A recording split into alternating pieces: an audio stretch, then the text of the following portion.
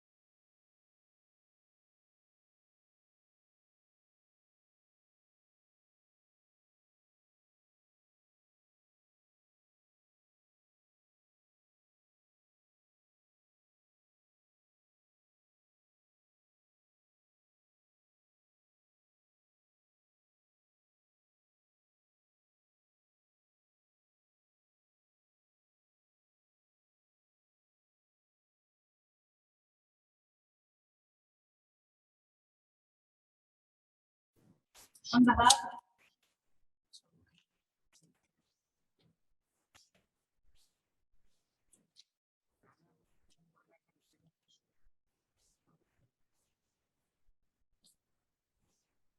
Hi, welcome everyone. On behalf of the Saturday Free School and the Church of the Advocate, we'd like to welcome everyone to our symposium, which marks the beginning of our commemoration of the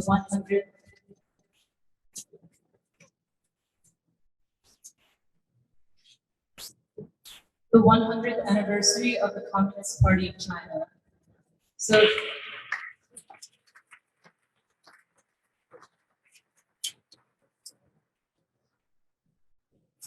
So over the next 2 weekends of programming, we will be celebrating the 100th anniversary of the CPC under the banner of celebrating our common struggle for peace and democracy.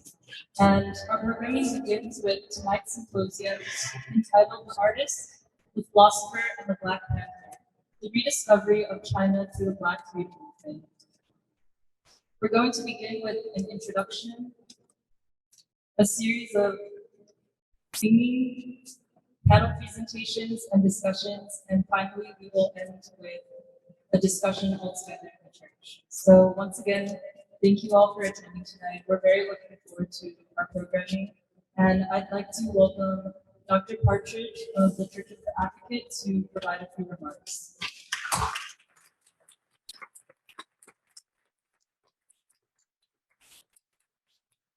Thank you. It's a great pleasure to see you all here tonight on this hot, humid night. But what a better way to spend the night here at the Church of the Advocate with this program that Dr. Montero and Dr. King have kind of pulled you all together. So we thank you for being here. I am Dr. Partridge. This is my church home, Church of the Advocate. We welcome you to this sacred space, better known as the George W. Memorial Church of the Advocate. So we thank you all. We thank you for the panelists, and we're just looking forward to being enlightened tonight, learning probably something that we knew and hopefully something that we didn't know tonight.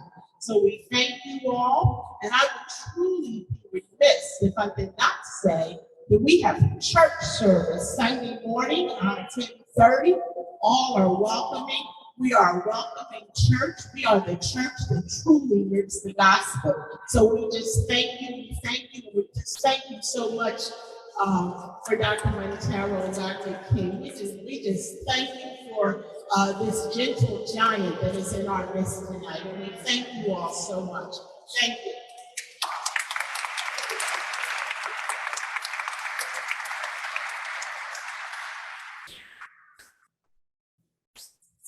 Thank you, Dr. Partridge, for welcoming. We at the Saturday Free School are proud to have been based at the Church of the Advocate since we began meeting almost 10 years ago now.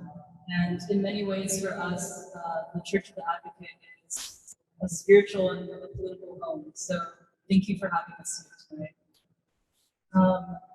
I also wanted to introduce myself briefly. My name is Michelle Liu, and I'm an organizer with the Saturday Free School.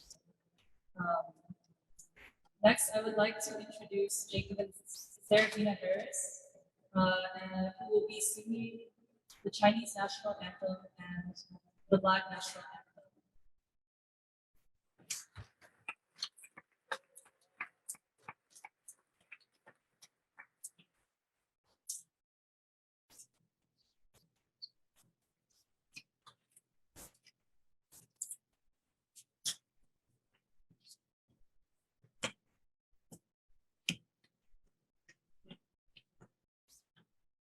起来，为万族努力地奋战，把我们的希望涌上我们新的前程。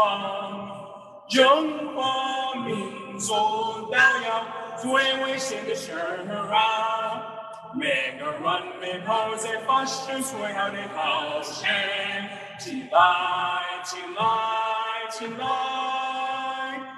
我们望着明星，冒着敌人的power前进，冒着敌人的power chin, chin, chin, chin, chin, chin, chin. Arise, you who refuse to be bond slaves.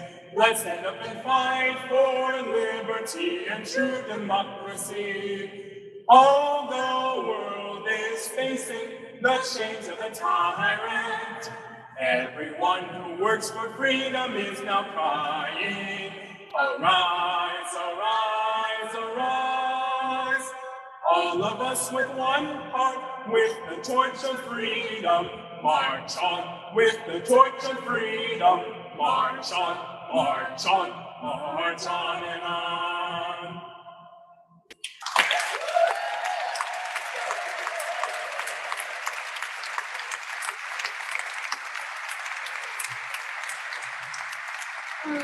We learned that song by listening to a YouTube recording of Paul Robeson. But now we'll move on to the Black National Anthem. And if everybody could please rise for the Negro National Anthem. Thank you very much.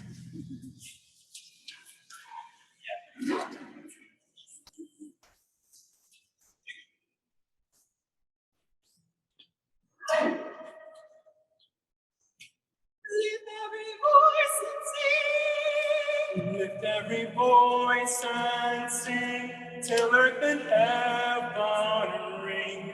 Ring with the harmonies of liberty. Let our rejoicing rise high as the listening skies. Let it resound loud as a rolling sea. Sing a song full of the faith that the dark has taught us. Sing a song full of the hope that the present has brought us. Facing a rising sun, on a new day begun.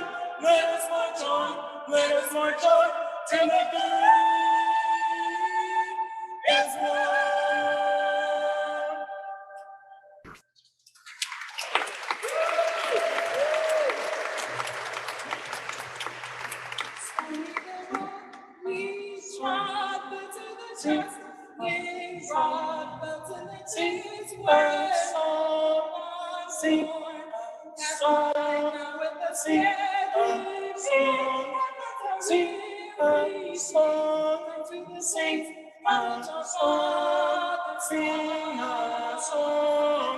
We have come, oh, we have come over the way that the tears have been watered. Oh, we have come, treading our path through the blood of the slaughtered.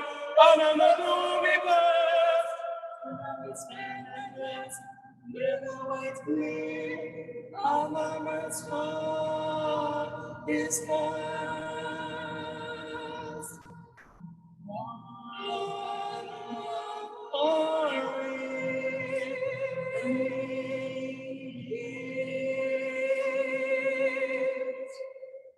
What are silent tears?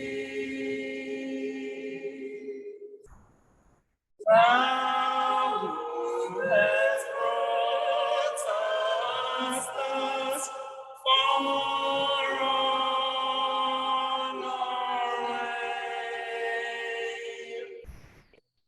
Thou who hast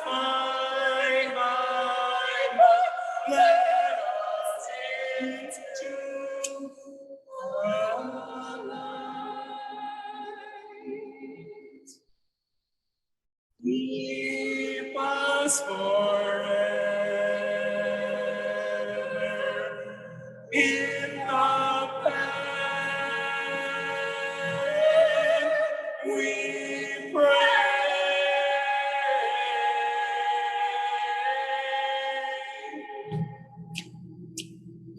Lest our feet stray from the places, our God, where we led thee.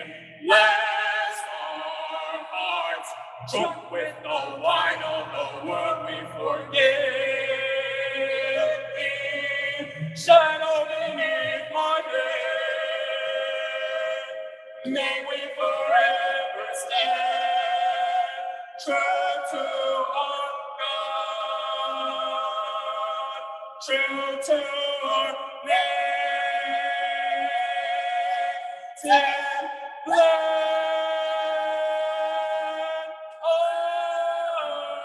Amen. Amen.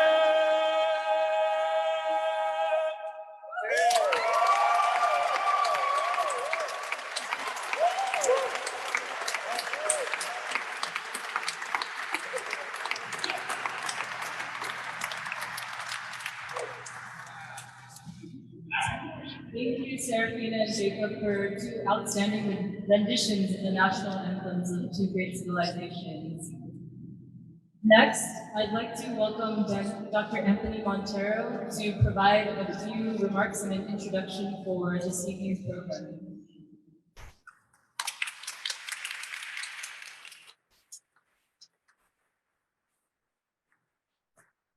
Thank you, everyone, for coming out this evening.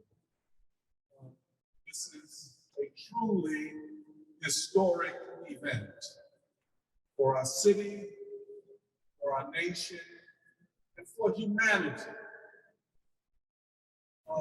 We in the Saturday Free School believe that the achievements of the Chinese people are our achievements as well. They are part of humanity's march towards freedom, democracy, and peace. Now, having said that, we obviously come up against the ideological hit people of the American ruling elite, who want us to fear the Chinese people. But they've been wanting us to fear revolutionary achievements since they started happening. That is to say, that we cannot trust China. For that matter, we cannot trust Cuba. We cannot trust them, they tell us, because they are not like us. Well, let's look at the record. In 1949, when Mao Zedong declared that the Chinese people had at last stood up after a century of humiliation, then he followed that statement with, now we declare the People's Republic of China. That whatever happens in China will be determined and decided by the people. And it's with that pledge that the new government, constituted by the Communist Party of China, made a pact, a contract with the Chinese people, and they kept it. In 1949, China was one of the two poorest nations in the world.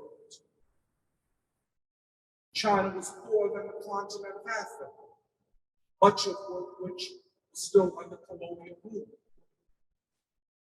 In the year 2000, China was on the level of India in terms of poverty and economic growth and what they call gross domestic product.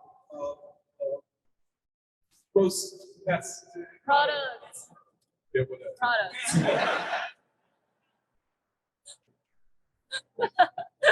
In 2020,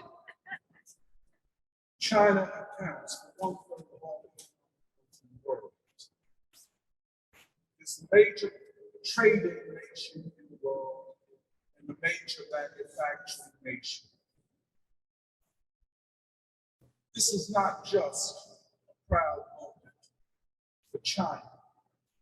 for Chinese in the diaspora. This is a proud moment because we are moving from the age of Europe, 500 years, to now the age of humanity. A new democracy, a new idea of freedom, an understanding that government exists to serve the people, not a few. That once a political party makes a contract with its people, it is obligated to keep that contract. We call it a social contract. Well, we'll be talking a lot about this as we go forward. We'll see films and have discussions on the Long March, an event never seen in human history.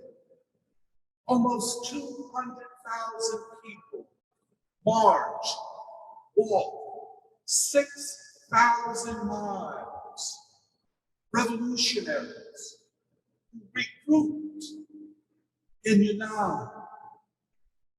It's there that they thought and rethought the revolutionary process in China. That time, China was made up of about 500 million people. Today, it is 1.4 billion people. 1 in every 5 people on the planet lives in the People's Republic of China. And yes, if 1 in 5 people can be governed in the ways that the Communist Party governs China, doesn't that suggest that the planet could be governed democratically and based upon a social contract between those who govern and those who are governed? And does it not open the possibility that a new people's democracy in Africa, in India, indeed in the United States? W.E.B. Du Bois said in 1959, on his final visit to China, Africa learned from China. We can say today in 2021, America learned from China. Now, I just want to say something about my colleagues in organizing this. Emily and Alice and Michelle come up.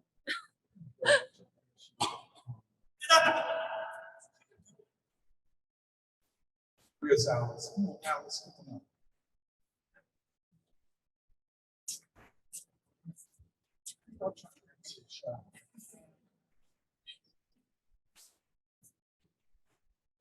Myself and these 3 women, we shared our lives for 7 months. We decided 7 months ago that we would commemorate, in fact celebrate, the 100th anniversary of the founding of the Communist Party of China. And that was not an easy decision, because everybody knows the country that we live in. As Martin Luther King described it, the arch revolutionary. A country that, as King said again, is the main purveyor of violence in the world. So when I broached this with them, the first thing I asked Emily, I said, Emily, you're not afraid, are you? She was very hesitant. And she said, And so every time we would meet, I would ask Emily, are you afraid? I would ask Michelle, are you afraid? And being afraid in taking on a political task of this magnitude is not to be ashamed of. And this is political heavy lifting. And as we went along, we discussed it. We discussed how we would frame this, how we could speak, not to China, but not to any other country, but to our own country and to our own people who need to hear what we have to say. And so we grew together and our collective confidence increased. Really, it's true. And honestly, it's such a beautiful thing to think about in doing political work of this type. Positive, creative work. The artist and the philosopher. You understand? And the Black Panther. In doing this, we grew together. You see, we ain't the same. How young they are, but young only in years, not in intellect and not in political maturity. And I just want to tell you two stories and kind of end. One is, in going through this, Michelle said, don't you think it would be better just to do the unity of Pan-Africa and Pan-Asia? Do we have to mention communism? And I said, I don't know how I said it, but something to the effect that we must be principled and honest. We cannot be cowards. We must be politically courageous and morally courageous. And it's on that we grew, a moral commitment. And this is where King is so important to us. And, a lot of people, they're always referencing King and Du Bois. People think I'm prompting them. I'm not the one.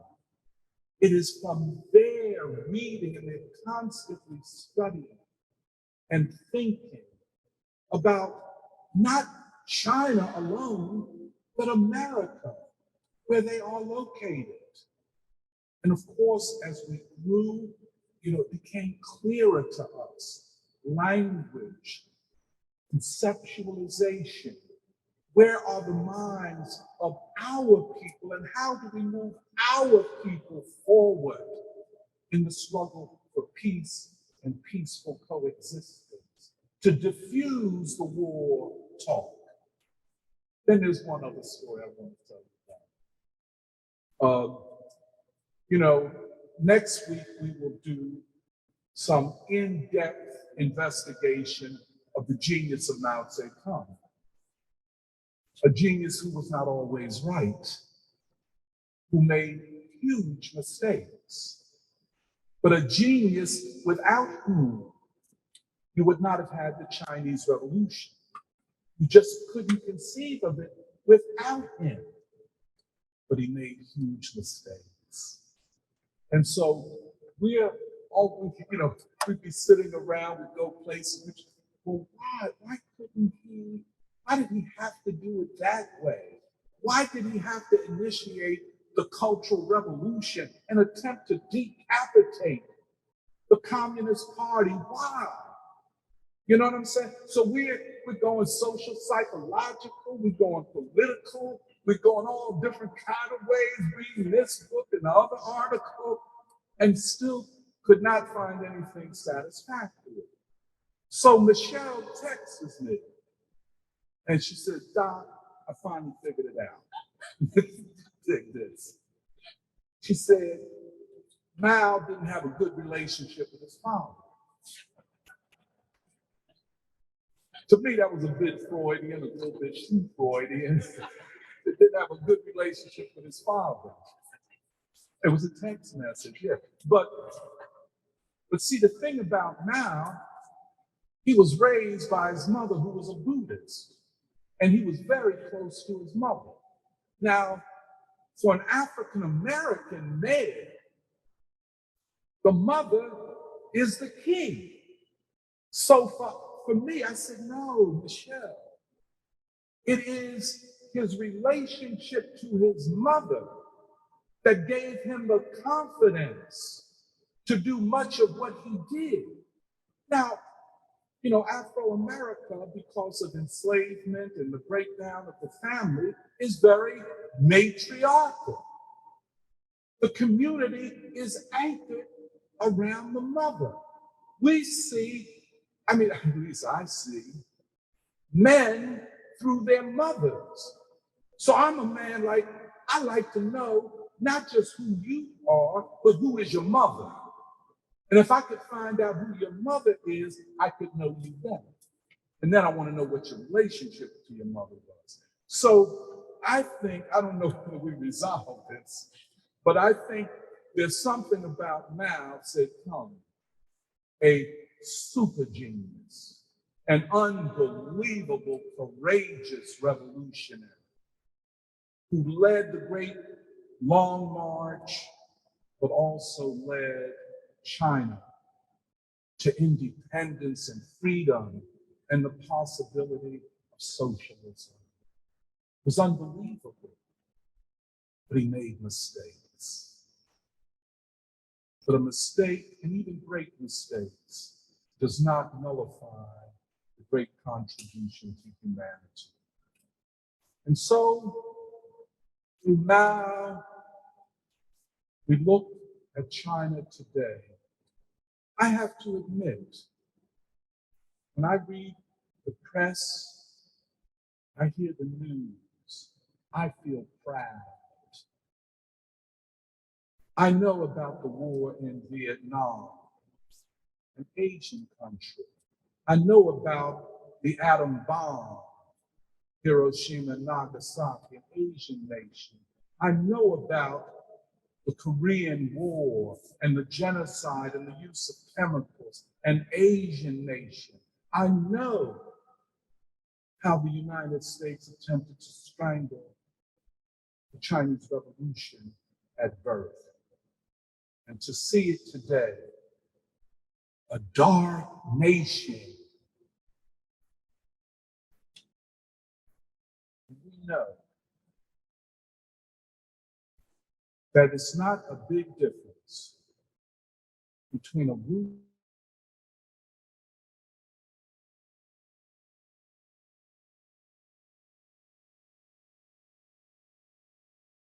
with that. There ain't that much difference between anti-communism and white supremacy. When you see nations like China and Cuba and Vietnam and Korea making achievement after achievement, it is vicious racism of the white world that says we can't accept this. What does it mean if a dark nation surpasses us, we white people? And what will that say to Africa and India? And then what will that say to Afro-America? To see a dark nation surpass the white world. So welcome everybody. This is going to be a glorious celebration. We're going to enjoy ourselves here tonight and tomorrow. And we're going to enjoy ourselves next week. I hope you come back, because I'm supposed to deliver a presentation on Mao Zedong. And that's very complicated. So I'm gonna need your faces in the place to help me get through this. So again, thank you everybody, and enjoy yourself.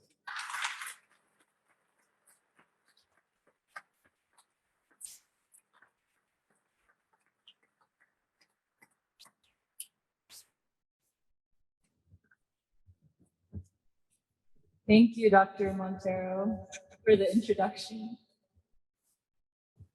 So to conclude our introduction, I would actually like to read our declaration, which states our purpose for organizing, commemorating, and gathering here tonight to celebrate the 100th anniversary.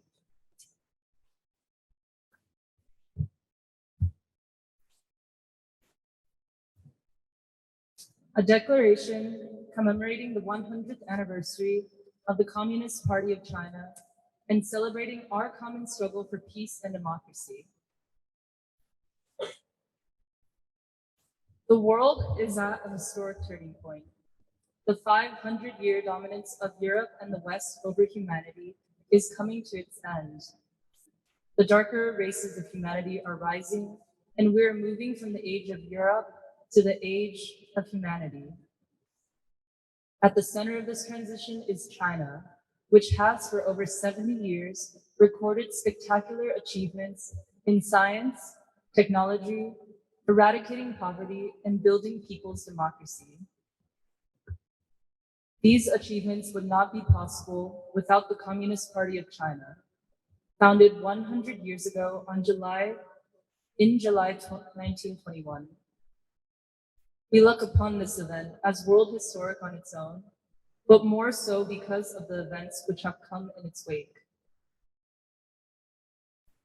The Chinese people's contributions to world humanity are incalculable. We commemorate with most of humanity the founding of the Communist Party of China. We do this in the name of peace and international solidarity of peoples. We call upon the people of the United States in the name of peace, democracy, and peaceful coexistence to join us. On July 23rd, 1921, at the First National Congress, the Communist Party of China was founded. 2021 marks the 100th anniversary of the Communist Party of China, and we in Philadelphia commemorate this historic centenary in the spirit of solidarity with the world's peoples in these times of war. The great revolutionary Fidel Castro said in 2014, quote, "I feel a profound affection for the Chinese people, an undying admiration because of their millenary history, personal qualities, love of independence and freedom, their heroic struggles in the face of interventions and colonialism, and for the efforts they have made for over 100 years to attain liberation, and for the work they are currently conducting, for the great economic successes that they are reaching, for the activity, rather, the stability they have achieved. For that reason, I realize that China is the country of the 21st century. It is the country of the future because of its human potential, natural resources, scientific potential, the talent of its children, and the hardworking spirit of the people. I believe that in the 21st century, China will be the giant that arises." It is in this, end quote, it is in this creative spirit of optimism for human freedom and progress that we celebrate the monumental human achievements of the Chinese people and the Communist Party of China. Through this commemoration of the 100th anniversary of the Communist Party of China, we call on all people in Philadelphia and the world to renew our responsibility and our commitment to our common struggle to build a new world of peace and democracy. We are part of a proud legacy of US citizens who have fought for peace and democracy. In commemorating the founding of China's Communist Party, we stand upon the shoulders of W.E.B. Du Bois, Shirley Graham Du Bois, Paul Robeson, Malcolm X, Martin Luther King Jr., Huey P. Newton, Elaine Brown, Grace Lee Boggs, and James Boggs. In standing as we do, we are saying we refuse to be blinded by the war makers and white supremacists, or to be distracted by anti-communism.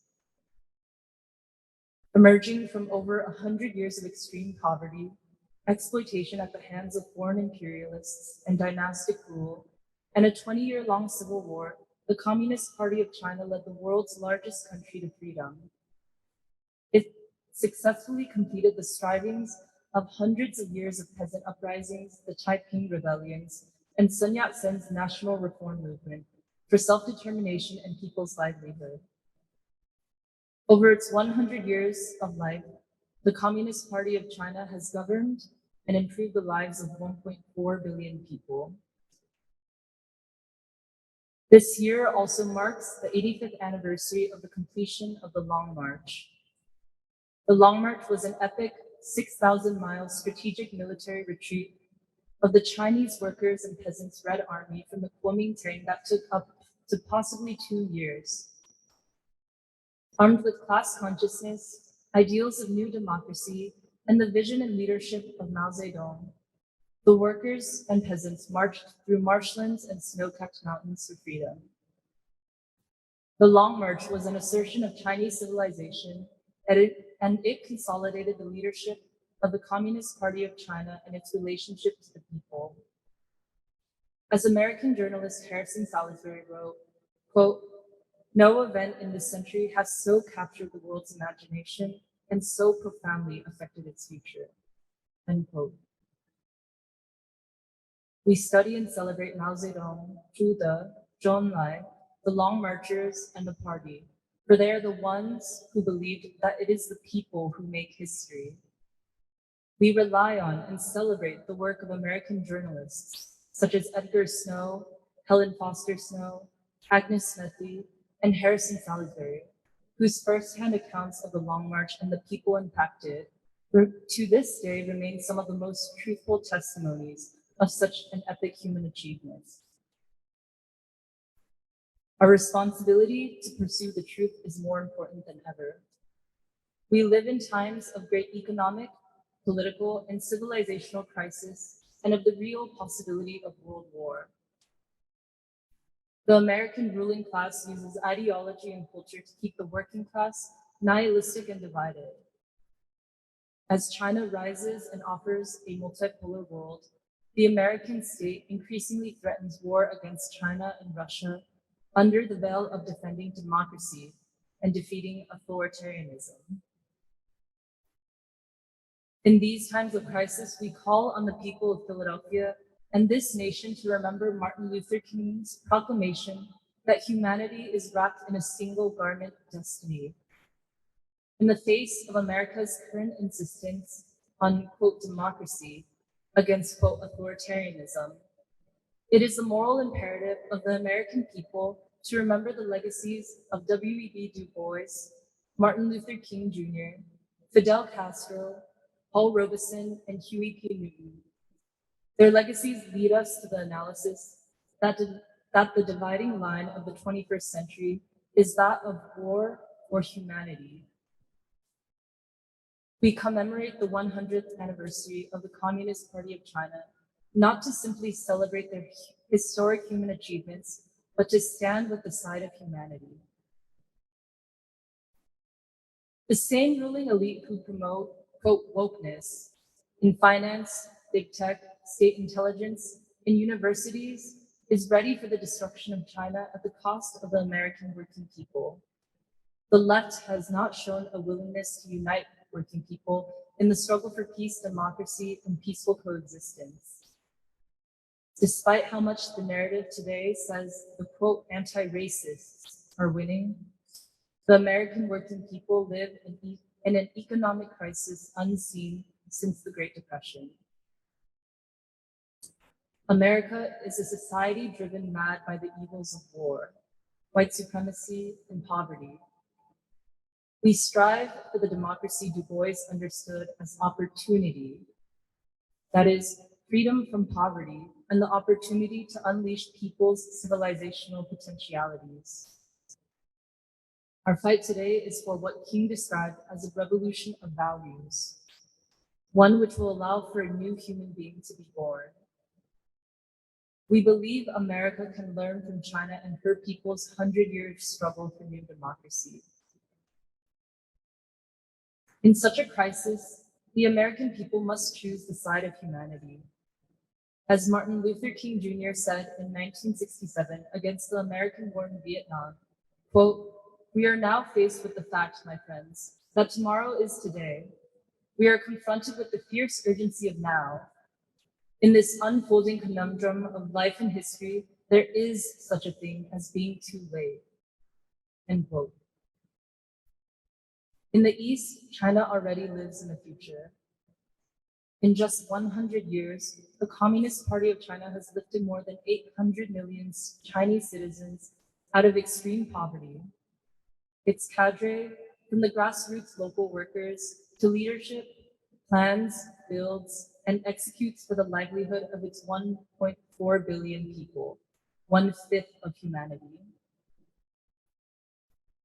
We live in times of great crisis and contradictions, but we also live in times of great opportunity, with the rise of China and the darker nations and the collapse of the Western world order.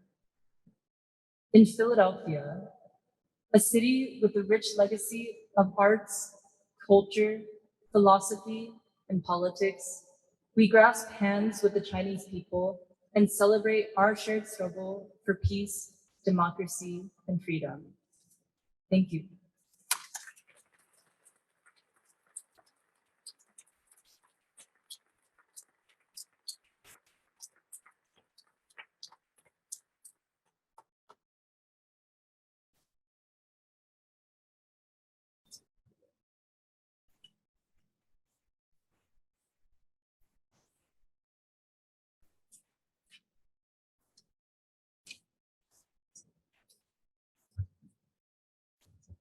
Thank you, everyone.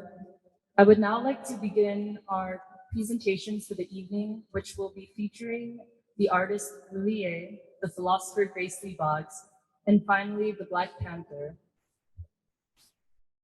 Originally, we invited Nana Karantama from Lily Yeh Black Humanitarian Center to provide remarks on Lily Yeh's legacy and to also introduce Lily Yeh tonight, but unfortunately, she has just received surgery and was unable to make it. So therefore, I will be providing brief remarks and a brief introduction to Lily, and we will welcome her shortly for a presentation.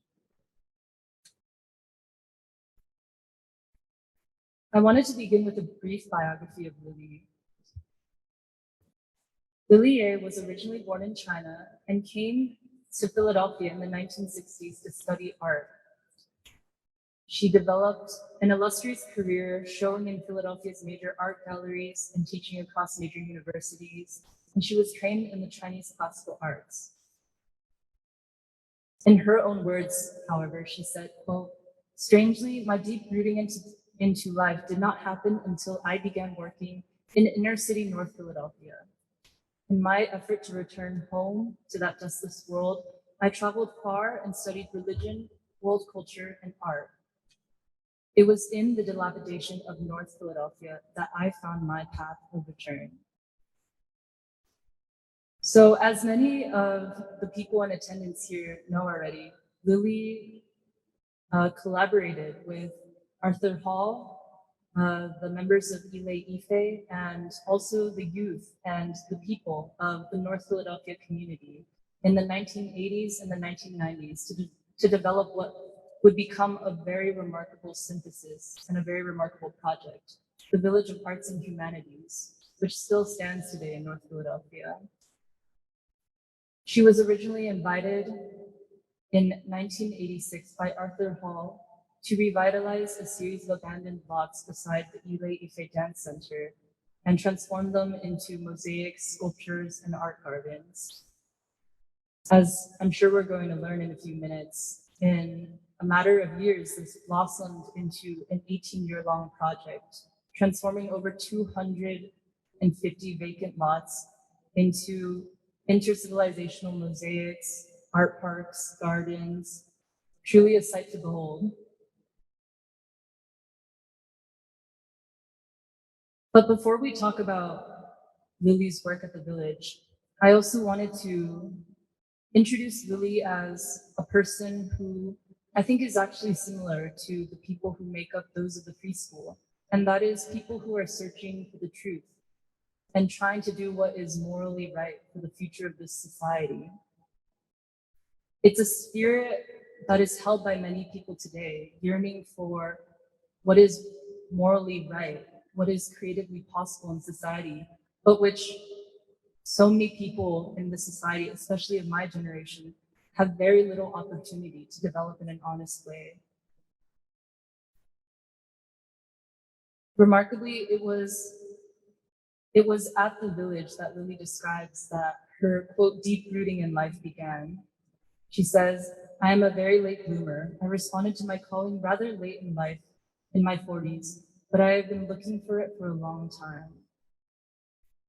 I felt that I was missing something which I could not even name. Without it, somehow my life did not feel authentic." In 1986, I was given an opportunity to work in inner city North Philadelphia, turning an abandoned lot into an art park with the help of local residents, who were mostly children. The experience was challenging and profound. It brought me to a place where I've never visited before. It felt truthful and genuine. I knew then that I was stepping into my own path and that my activities had meaning.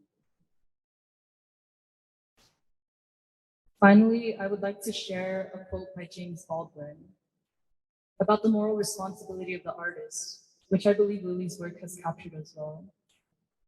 Baldwin writes, "An artist is a sort of emotional or spiritual historian. His role is to make you realize the doom and glory of knowing who you are and what you are. He has to tell, because nobody else in the world can tell, what it is like to be alive.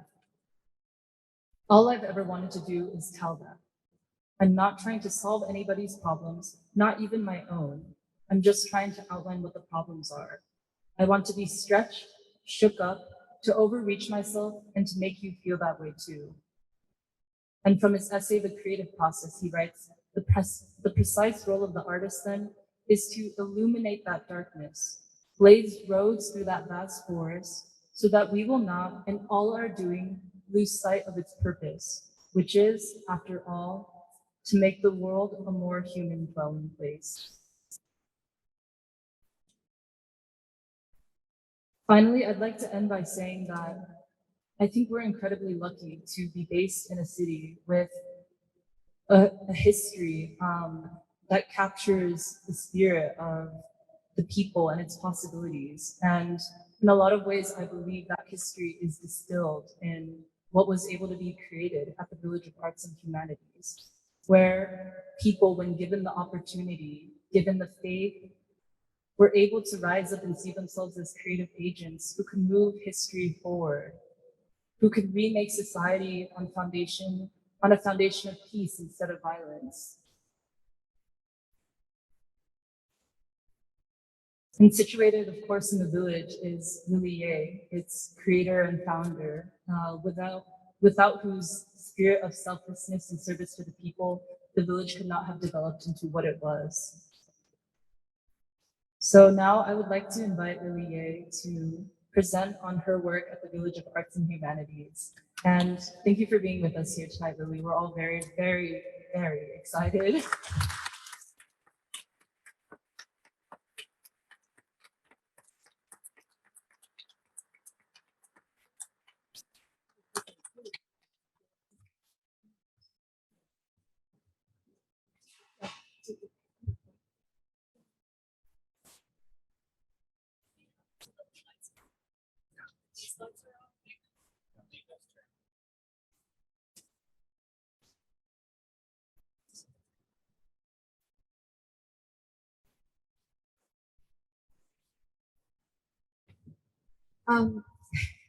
It's wonderful to visit the Church of the Advocate. There's just something special.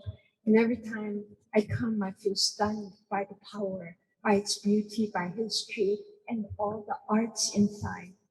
And also the celebration and by Doc and of the Chinese 100-year history. I had fear coming because the family and so forth. And I said, we have to make peace. We cannot antagonize. And also the wonderful introduction Michelle has enlightened us, and the genius of Dr. Dong, it sounds wonderful.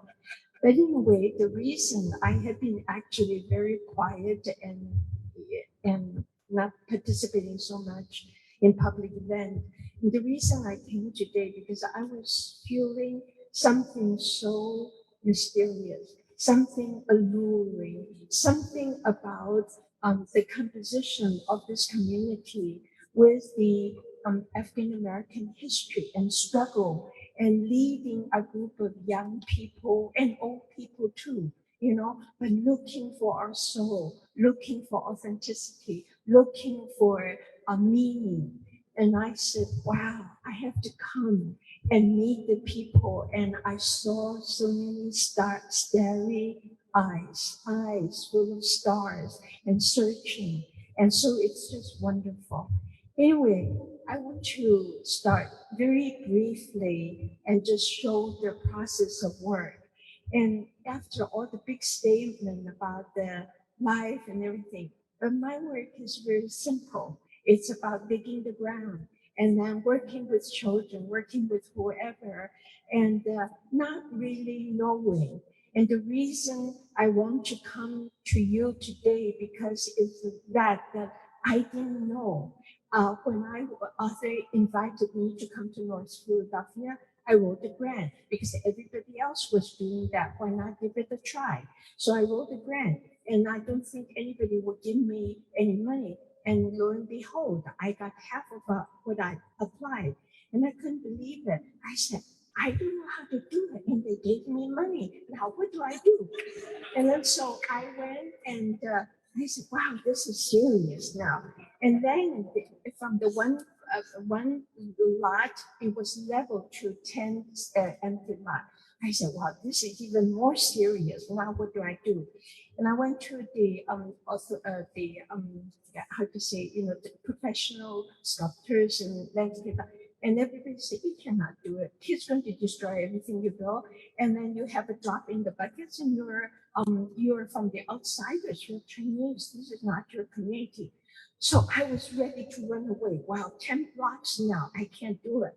So as I was writing the letter to withdraw, my voice spoke to me so gently, but really stunned me. He said, it says that if you cannot rise to the occasion, the best of you will die, and the rest will not amount to anything. And I was afraid to become a coward.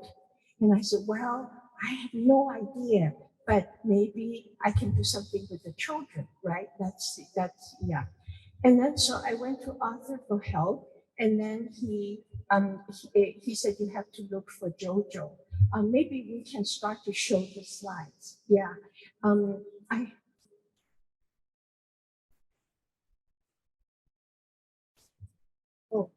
think it's okay. Yeah. Should I make it shorter? Yeah. But can you do the slides? Yeah. Okay. Good. And also, what I want to tell you is that with all the theory, with all the grand history and so forth, I feel very humbled because I began with not knowing, no financial, $2,500. That's what I started with, and no financial resources, really, no knowledge, didn't know how, and then have no experience in working in African American community, no experience working with children, but it's something compelled me to step into it. And I'm always grateful for this really talented and visionary choreographer, Arthur Hall, the late Arthur Hall. Next, please.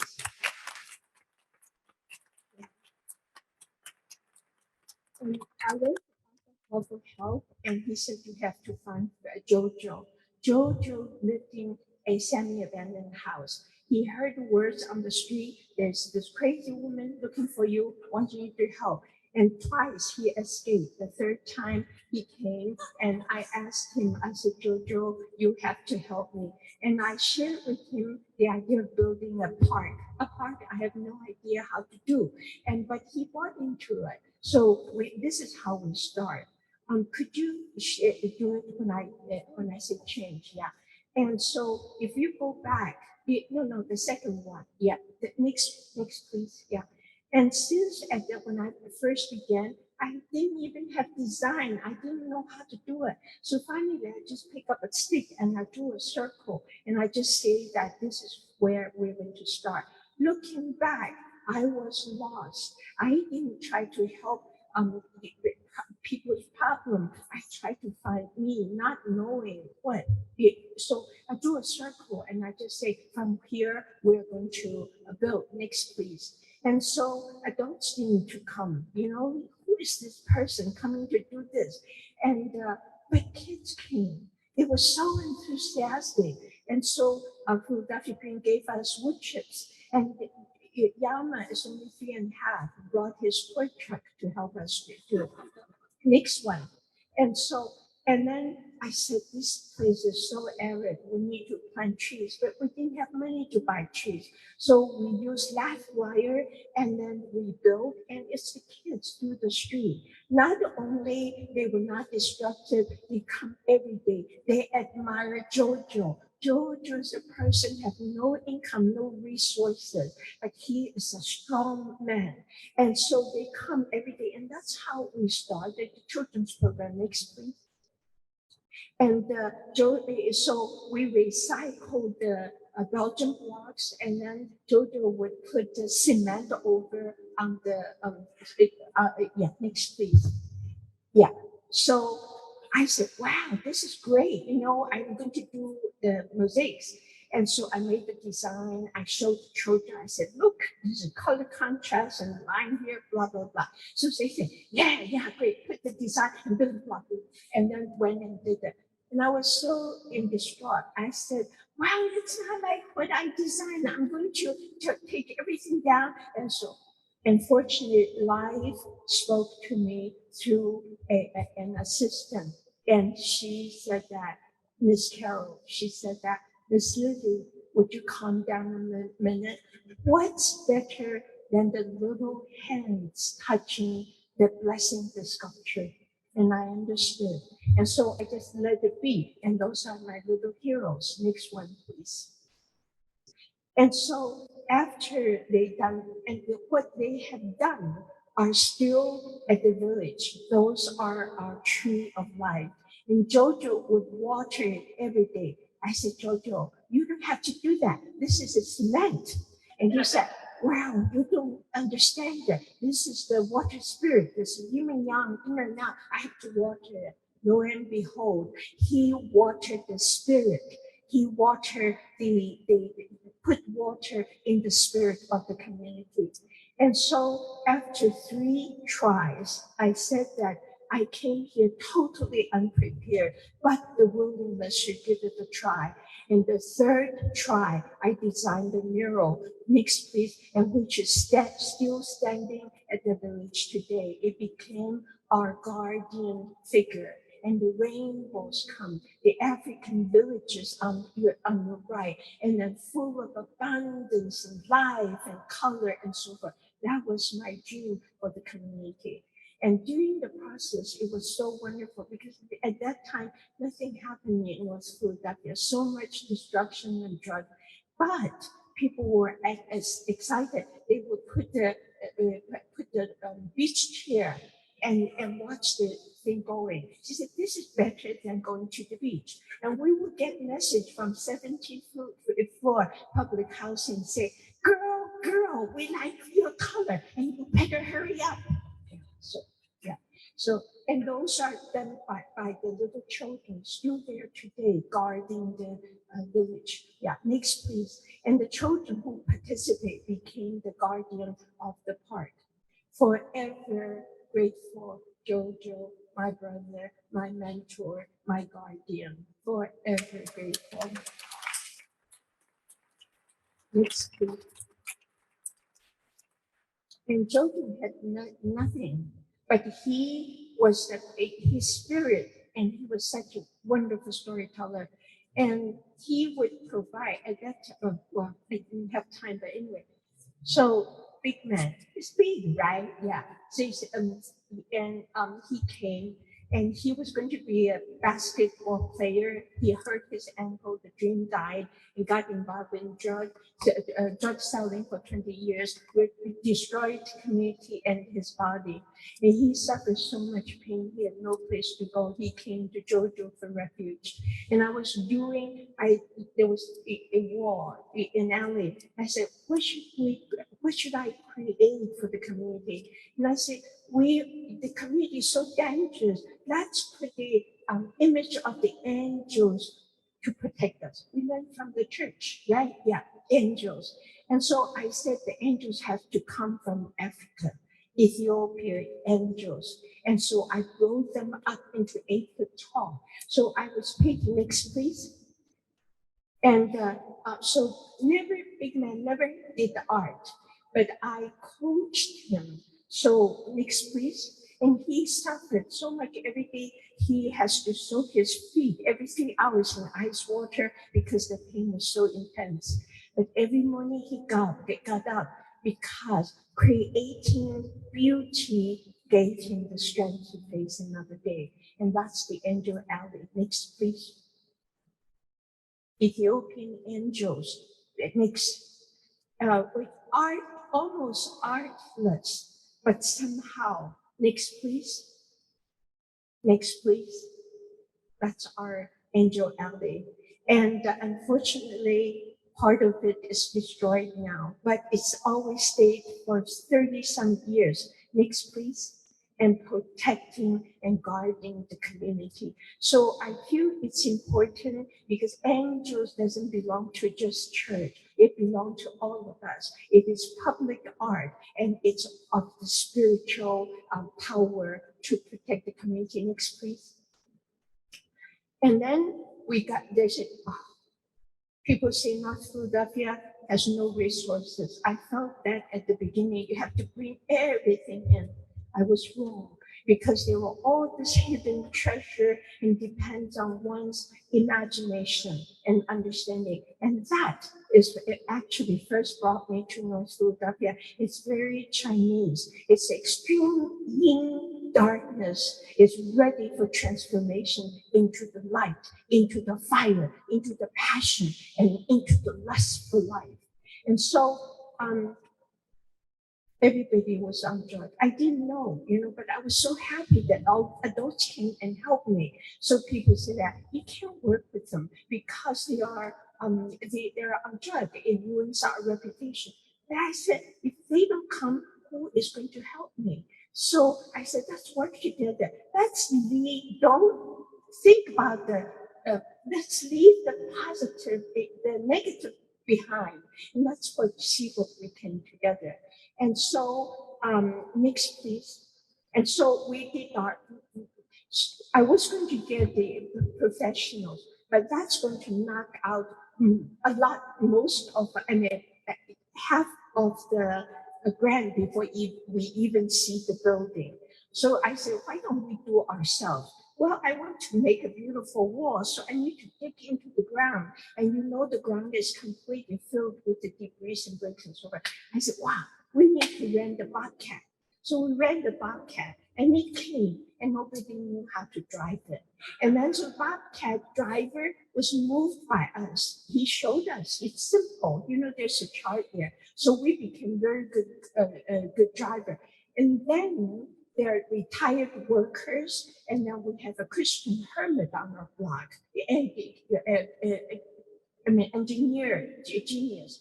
And so they told me what you should order and next please. And so we ordered our own cement. We built our wall totally straight. Next please. And we recycled all the broken pieces and we built a beautiful wall. It's inspired by Malian architecture, folk architecture, built by hand, touched by the warmth and the hope from each participant. Next, please. And so I said, I don't have wealth, I don't have a lot of expertise, but I want to bring what inspired me, beauty, to the community. And we figured out, next please, how to create a beautiful floor inspired by Chinese gardens, Islamic courtyard. Next please. Big man became my foreman now. And he became the guardian of the workers who have drug problems. And this is before, next please. This is after. I call the meditation part because I feel life is so intense and I want to create a place of refuge where people can retreat, reflect, reconnect, and recenter. Next, please.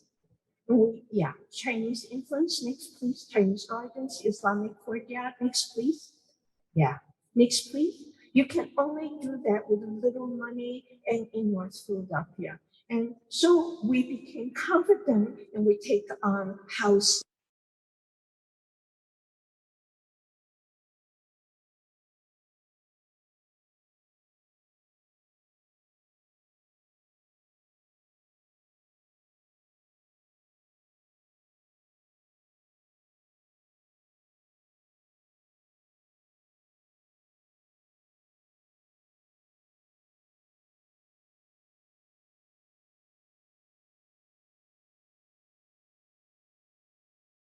Our team working together, imagination, we became so good.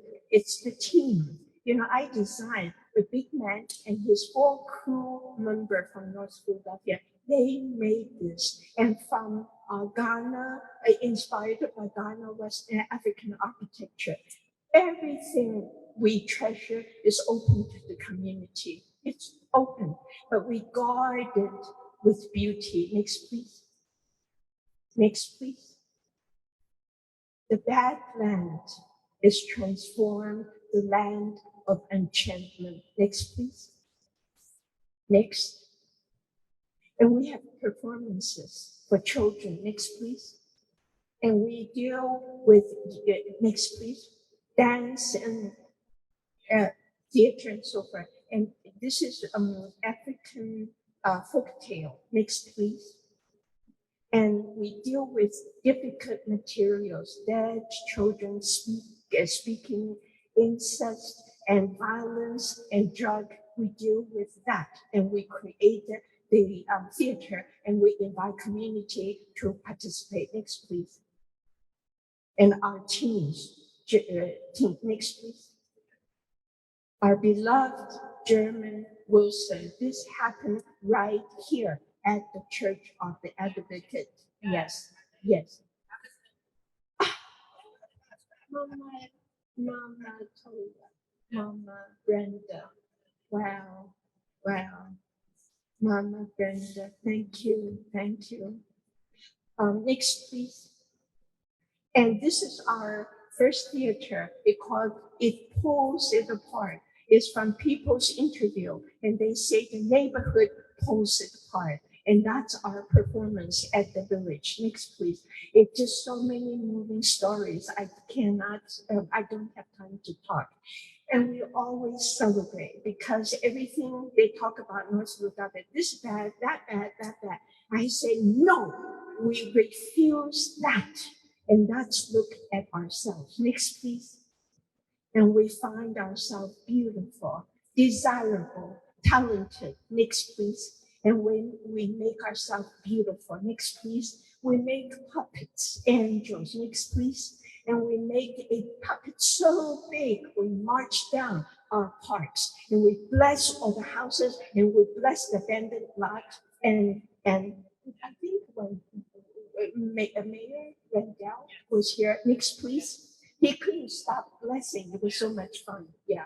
And then we bring the baskets children would offer to each household, and then offering gifts of goodwill. Next, please. And yes, we do need tender care, and we offer it. And together we would, next, please. And yeah. And together we would say, may the good spirit bless this neighborhood. May the good spirit bless this household. May the good spirit bless all the children. We scream and yell and confetti and everything. Now, what's that? That is building soft power. Houses is hard power, but we need soft power to make things go. And the high point of our celebration is the rites of passage. So we turn the abandoned lot into beautiful lot. We turn the beautiful lot into a sanctified space. We cleaned it, we lighted it with, look at the magical light. Next, please. And then we have the teens in the rites of passage for several months, theater and learning and crafts and everything. And they have their ceremonial gown and they have their pledges. When they step into the meditation part, we gave them the torch. They carried the torch, next please, and they step on the platform and witnessed by the community, family, and people. And then we would say to them, if the community say that we support you, we stand by you, work hard. And next please, this is Father Miller. He always reside and be there with the teens. With the torch in hand, they would say that we respect you, we work hard, we realize our potential, we will bring our light into the future. Next, please. And this is when I realized that I want to be an artist, not standing so bright by myself and on the pedestal. Well, I wasn't successful anyway. So I don't want to be in the pedestal, but I got in touch with my inner light, and I want to be the pilot light and to light up the dormant light in other people so that we shine together to expel the darkness and the greed and all the selfishness and the possessiveness aggression that we see in our society today. Next, please. And to end, I just want to tell you to commemorate Arthur Hall. And this is the mural. It's at the village now. And this one, I call it another goddess. It's by Barbara Bullock. Maybe some of you know her, still living. And this, her original painting was on a building. It's totally collapsed. And I said, we have to preserve this image. And so I recreated it and invited her to be at the dedication. It's her creation. But that's how you keep the memory. And then that's Arthur Hall and Obatala. And there is the commemorate of the wealth and heritage of the village. Next, please. And I did more recently to commemorate German. German has no family. I want people to remember how he was beloved. So I created this, but I never do anything realistic. So Olivia said, wow, this is that kind of out of the ordinary. So I said, okay, no problem. Let's do another one. Next, please.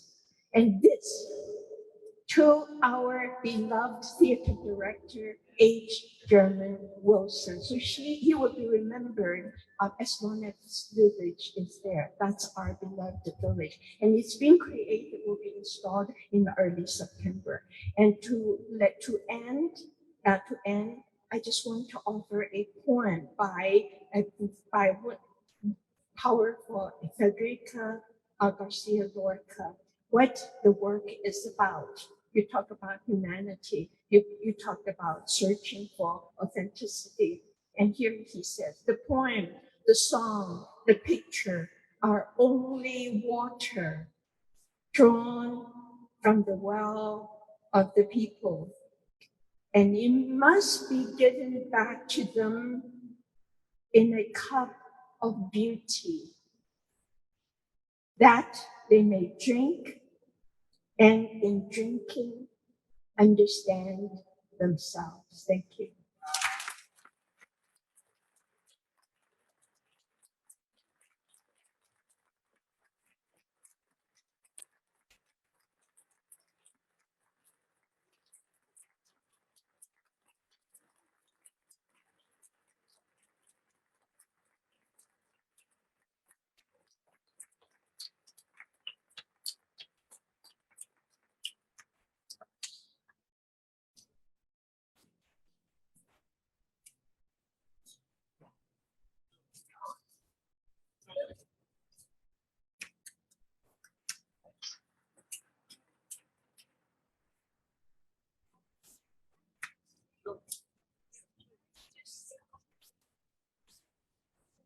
I come to present it, it's not because I did this and this and this. I really want to share with you, especially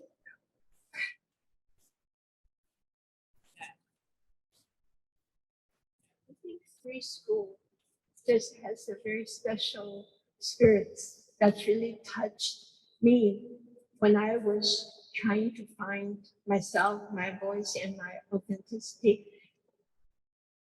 And when I see all these young people and old people, you give me hope. Sometimes it's so difficult, but you give me hope. And what I want to say is that this is what I do. Everybody can do. I have no special skill, but then gives you room to ask all the experts to participate.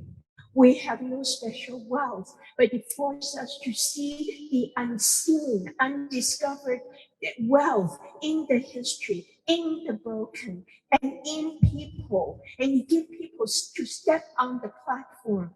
And when you build the platform, doesn't have to be art, in anything you do, build a platform that is open, that is equal, that is welcoming. Anybody can step in the way that they need to step in.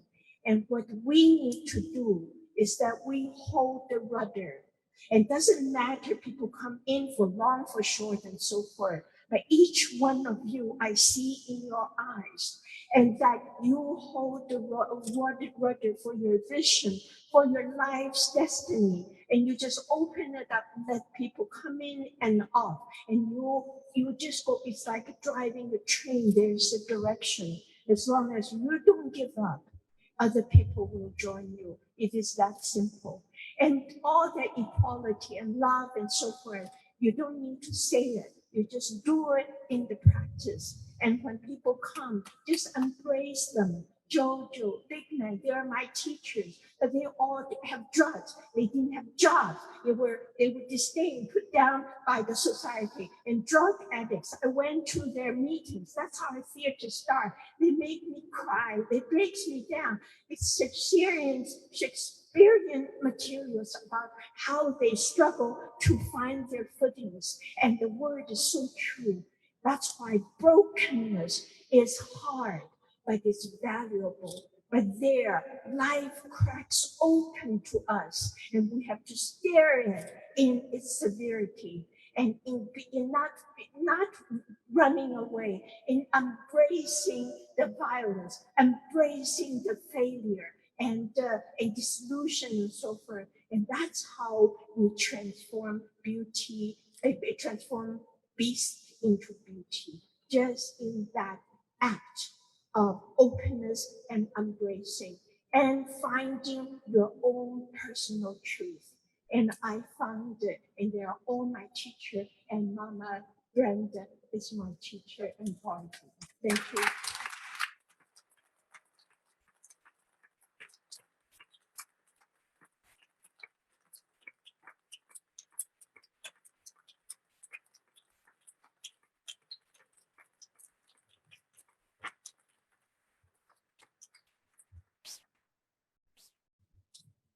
Thank you so much, Lily, for the presentation.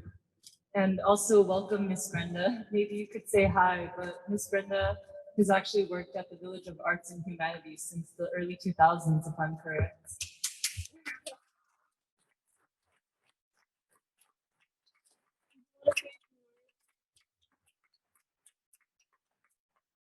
Hey everyone.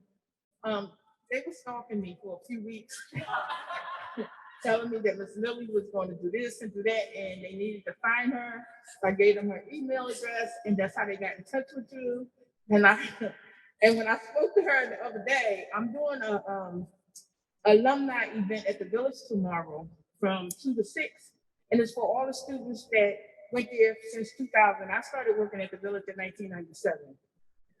And so all the people that went there when they were younger, down in their 30s, I'm doing a big event because I have to see them, because you never know what the next day gonna bring. So I posted on Facebook, and so many people are coming. I've been crying all week, preparing for this day, calling all the old staff that started with us. So if you're not doing anything, we're cooking on the grill, just come by so you can see what's going on. I've been here 24 years. I'm trying to retire, y'all. 2 more years, I'll be 65. I need to sit down. But I got to keep going because it's a reason that I'm there for the families, for the children that have been through there. And without Ms. Lily, I would still be on public assistance. So she wanted to start a youth program. We called them fledglings. They were ages 6 through 12, and that was the first after-school program that we had. And I've been working there ever since. And Mama Lily, that's my heart. She calls me mother of 2 golden sons, of my 2 sons that they took care of. So Miss Lily is dear to my heart, so I could not miss this. I'm just leaving work. I'm tired because I'm trying to prepare for tomorrow, but I could not miss this. I had to let you see me because she came to my job the other day. It was like, you got to get there. I said, okay, I got other stuff to do, but I had to get there. So I'm excited to see you still blossoming as that beautiful rose that you are. I love you. You know you're dear to my heart and my family. And thank you again.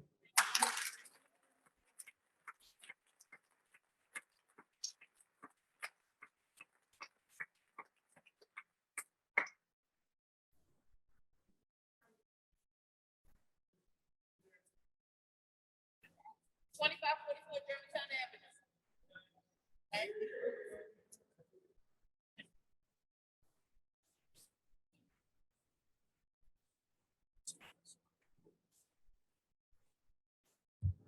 Thank you, Miss Brenda, and we are really glad that you can make it. I wanted to say a few words before we move on to our next panel presentation. But as Dr. Montero had said earlier, some might ask, what does the artist, the philosopher, and the Black Panther have to do with the 100th commemoration of the founding of the CPC? And, you know, we say it has everything to do with the founding of the CPC. When we're talking about how the transformation of society is going to be brought forth, we at the Free School recognize that art and culture and King's concept of a revolution of values inherent in all of that. A cultural renaissance is needed to bring forth a new hope and a new possibility, a new creative energy in the strivings of not just the American people, but the people of the world.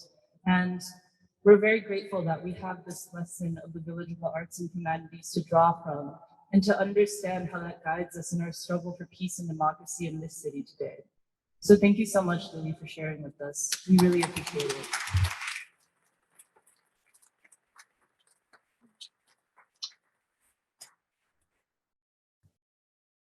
Next, we would like to move on to our presentation on Grace Lee Boggs, the philosopher. So to introduce and to speak on Grace Lee Boggs, we will be inviting Emily Dong to speak. She is an organizer with the Saturday Free School as well as an organizer with the union. So Emily, I would like to please welcome you. Thank you.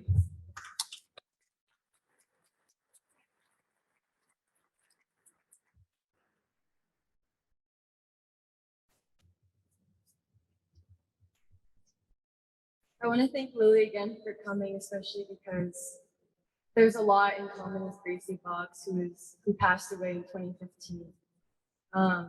So although Gracie Boggs cannot be here with us today, I hope to use excerpts from her autobiography, her words, as well as videos that we will play after to describe why her life is so relevant for today.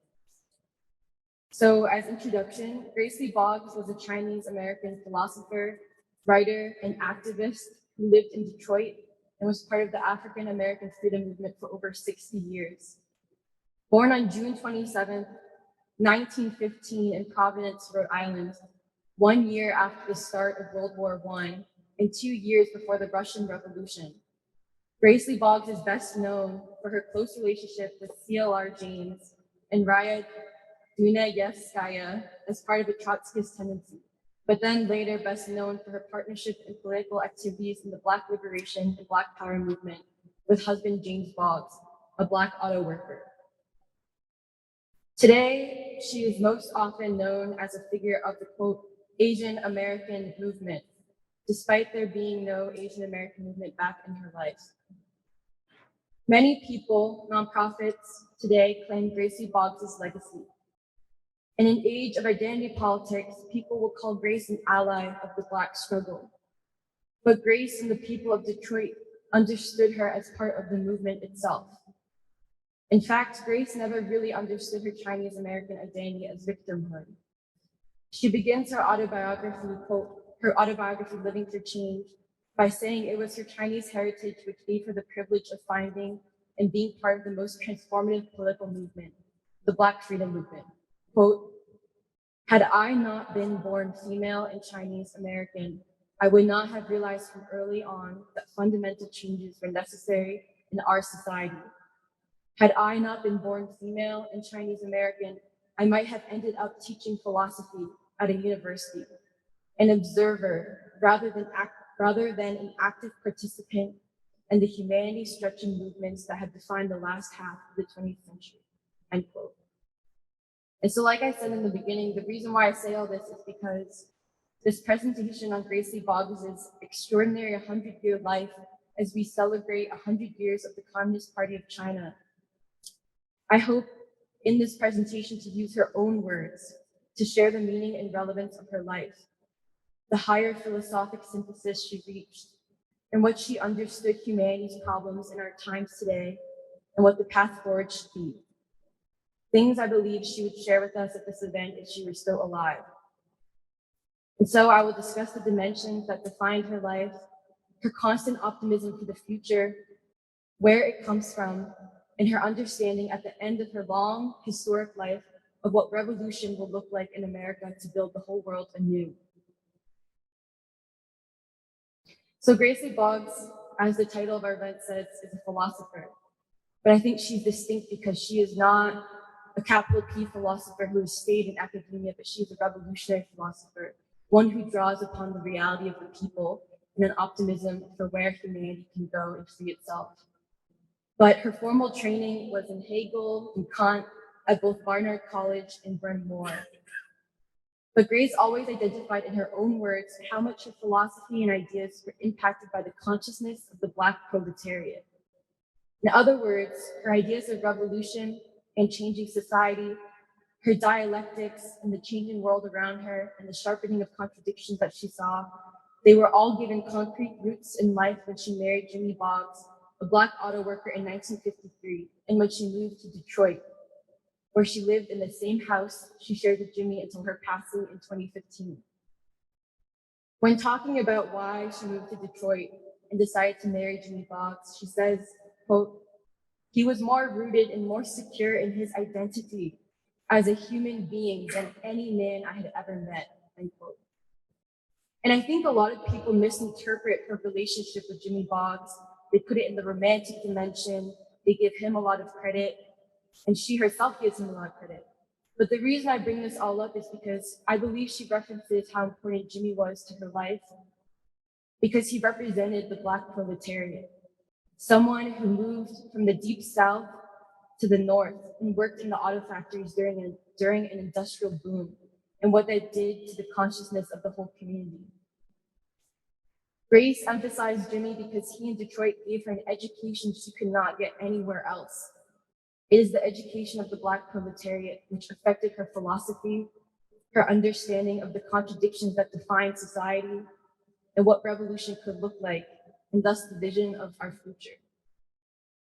Quote, living and doing political work with Jimmy in Detroit was unlike anything I had previously experienced. Organizational meetings in the Workers' Party and the Socialist Workers' Party revolved a lot around the question of how to reach out to workers in the community. For Jimmy, that was no problem. During the war, whole communities and extended families had transplanted themselves from Alabama to Detroit, usually settling within walking distance of one another. Jimmy's coworkers at the Chrysler Jefferson plant lived all around us. Jimmy didn't have to go out to find them. People in the community came to him. He loved being a notary public so that he could certify documents for friends and neighbors, never accepting payment. Observing the scrupulousness with which he kept his word, I would sometimes be reminded of Kant's categorical imperative, quote, act always as if the maxim of your action could become a universal law. And I think that's just an example of how her training in philosophy was given life and given meaning after she moved to Detroit. But the thing I love most about the way Grace herself describes Detroit is the way she describes the culture and how that impacted her understanding of philosophy and what ideas can do to people. She said that different from her times in Trotskyist organizations or the white left, she understood the value of the blues, jazz, and poetry when she married Jimmy, and its impact on the optimism of her philosophy. Quote, Jimmy had an unshakable faith in the ability of humanity to keep evolving. That is why he didn't need to growl. This faith was constantly being nurtured by the poetry and music of the Harlem Renaissance, whose unique optimism has been noted by cultural critics. He was always listening to the music of Duke Ellington and much more inclined to quote Count Cullen or Langston Hughes than Karl Marx, end quote. But the thing I really want to focus on is the end of her life. She used to always thank her parents for her incredible genes, since she lived to exactly 100 years and passed in 2015.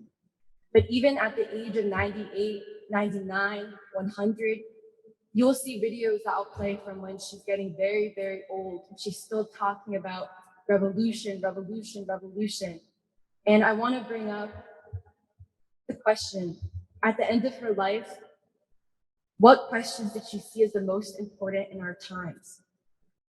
Why was she talking about revolution so much? What did she mean by revolution? So Grace, a witness of the height of the Black Power and civil rights movement, who also witnessed the rapid industrialization and devastation of Detroit and the Black community with the deindustrialization, she spent the last 20 years of her life emphasizing Martin Luther King Jr. and his radical revolution of values over and over and over. She even dedicates, I would say 50% of her autobiography is about King. And the reason why that's interesting is because she talks a lot about how she called herself a Malcolmite and how important Malcolm X was to her. But in the last 20 years of her life, she brings up King. Why? Over and over and over. And I think it's because she was concerned about what revolution would look like in America, whose contradictions were changing, sharpening, and that the world was also changing. And she was concerned with what will it take to bring on a new stage of humanity. So I bring up the quote in her autobiography to set the stage for this. Quote, if those victimized by capitalist exploitation are not necessarily revolutionary, if morality and choice play a critical role in making a revolution, if a revolution represents a leap to a new stage of becoming a more human being, then the role of revolutionists is profoundly different from that which radicals have played. It cannot just be to rub raw the sores of discontent in order to get oppressed masses to rebel.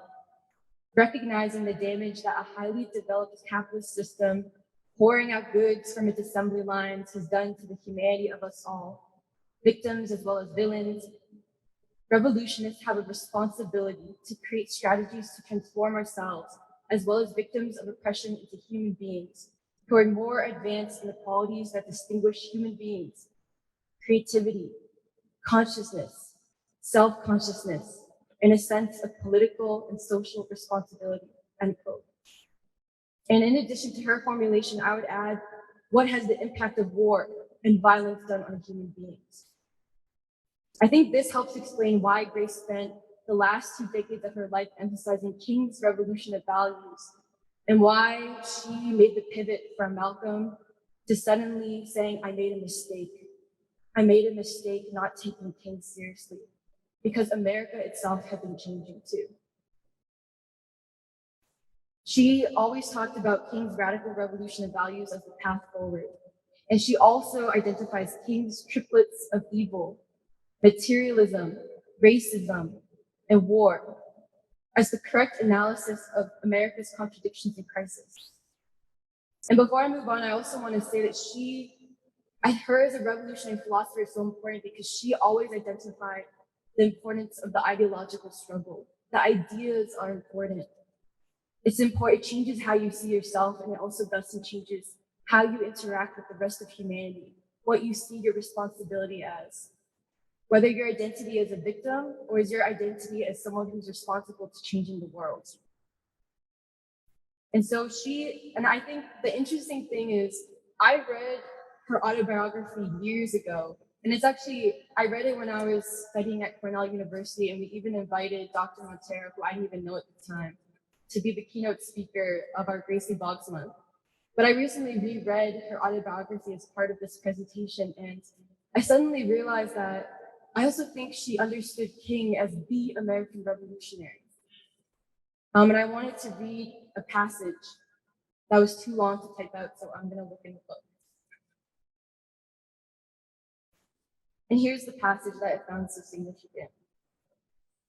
What she's going to do is she's going to compare King in America as what Mao was in China, Ho Chi Minh was in Vietnam, and Cabral was in Guinea-Bissau, and how they're similar in how they viewed revolution. She says, in insisting on the need to transform ourselves in order to transform the world, we were encouraged by the knowledge that Mao in China, Ho Chi Minh in Vietnam, and Emile Cabral in Guinea-Bissau, while identifying themselves as Marxist-Leninists, were actually struggling to develop and implement a quote, build as you fight strategy for revolution.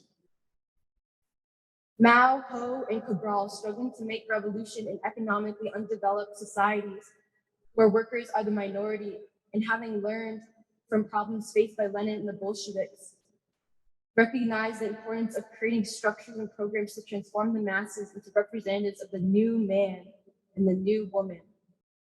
Thus, after they were forced to abandon the cities to the Kuomintang, the Chinese Communist Party struggled to build a society in remote Yan'an based on alternative concepts of the economy, fighting against militarism and adventurism, and carrying on unceasing criticism and self-criticism. Amilcar Cabral, the leader of the revolution in Guinea-Bissau, kept urging his members to, quote, oppose tendencies to militarism and make each fighter an exemplary militant of our party. Tell no lies, expose lies wherever they are told, mask no difficulties, mistakes, failures, claim no easy victories, end quote. As he put it, quote, our experience has shown us that in the general framework of daily struggle, this battle against ourselves, this struggle against our own weaknesses, no matter what difficulties the enemy may create, is the most difficult of all, whether for the present or for the future of our people, end quote. Grace continues on. Different people can hold differing views on how successful or unsuccessful Mao, Ho, and Cabral were in actually transforming the revolutionary social forces. But there can be no question that all three of them viewed the struggle for transformation as an integral part of the revolutionary process. They were an inspiration to us during our conversations. To this day, I continue to learn from Mao and to marvel at the audacity with which he accepted the challenge to create 1 billion new men and new women. I have read and reread my favorite articles in the 1-volume edition of the selected readings from the works of Mao Zedong so often that my copy is falling apart. Okay, and here's the connection. She says, we did not know it at the time, but in the last 2 years of his life, Martin Luther King Jr. had also been grappling with the question of how to go beyond rebellion to revolution. King's leadership was always rooted in a profound appreciation of the need for human transformation. But the Watts Uprising in the summer of 1965, his incursion into Chicago in 1966, the eruption of the Black Power slogan during the 1966 March into Mississippi, the war in Vietnam, and the rebellions of 1967 all had made him painfully aware of the need to go beyond the civil rights movement. Convinced that the only outcome of continuing rebellion would be continuing chaos, he struggled heroically to organize a nonviolent revolution of the dispossessed that would combine a revolution in values against what he called the giant triplets of racism, materialism, and militarism, with a revolution against the structures that dooms millions to poverty and powerlessness. Recognizing the need to go beyond technological progress, quote, we have guided missiles and misguided men, and beyond both traditional capitalism and communism. Capitalism was too eye-centered, too individualistic, too thing-oriented, communism too collective, too statist. He explored strategies that would involve young people in direct, self-transforming, and structure-transforming action in our dying cities, and mobilize the nation's forward.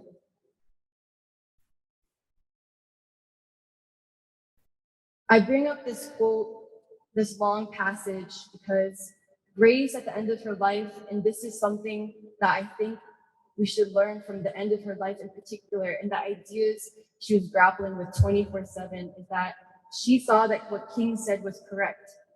America, sickened by war, was approaching spiritual death. She saw the ravage of deindustrialization, and in some ways not so different from the poverty experienced by a country like China before revolution, the poverty that many people in this country experience today. She saw the impact on the Black community in Detroit, generational links cut, economic devastation, cultural fallout, and most of all, depression and nihilism. And that's why at the end of her life, she concentrates so much on the revolution and values. What is the impact on the people's psychology, spirituality, who they see themselves and what they see themselves capable of when imperialism has impacted and bogged down people so much? And so she believed that the people would have to undergo first a process of striving to be new human beings, spiritually and ideologically clear, in order to change society into one anew. I also think there's going to be a clip in the reel of the show where I think she must be 99 years old, and she's giving a speech on the Declaration of Independence. And I actually hypothesized that she understood not so different from what we're learning from the Chinese Revolution, that in America, there would have to be a striving for new forms of governance. In some ways, a fight for people's democracy or a new democracy. And in this video, which you will see, she talks about the Declaration of Independence because she says when a government, she's talking about the Obama drone strikes in Africa. She says when a country is so violent against its own people and becomes destructive to humanity abroad and in its own country, the people have a right to form their own government, or the people have a right to overthrow the current government and replace it with one that is actually fit for the people, one that does not starve people in their own country, one that does not privilege the ruling elite, one that actually has a social contract with the people and obeys it and respects it and is held accountable by it. And so I think the question she asks at the end of her life is, will the people be ready to govern themselves? What has happened to people psychologically, spiritually? What has happened to them ideologically? Will they be ready to govern themselves? And I think she was worried. And that is why in her optimistic philosophy, a synthesis that comes from King, from Detroit, from her formal training, from her seeing the reality around her, she wants to know what it will take for Americans, especially the youth, to govern themselves and be ready to be as she said, the leaders we've been waiting for. So I've talked for probably too long, but I'm excited to show you the video clips. I just want to describe the video clips before we show them. Some of them are of her husband, Jimmy, because I want to visualize Detroit. But also many of the other clips are from a documentary released in 2013 called American Revolutionary, The Evolution of Grace Lee Boggs, as well as other clips are of interviews with her by news outlets in the Boggs Center. I want to highlight the last video clip. She asked the question of the meaning of her life, because at the end of her life, she said, I believe America is so spiritually lost that we need the example of her life more than ever. And she says, I don't mean this in an arrogant way. I mean this to say there is something in my life that I want to teach people today of all times. And I think it's true. In her life, we will find the story of the tradition that brings you home and places you in the humanity stretching movement for freedom and democracy. And I believe her life helps us understand, like she and Jimmy Boggs so often said, what time is it on the clock of the world? So.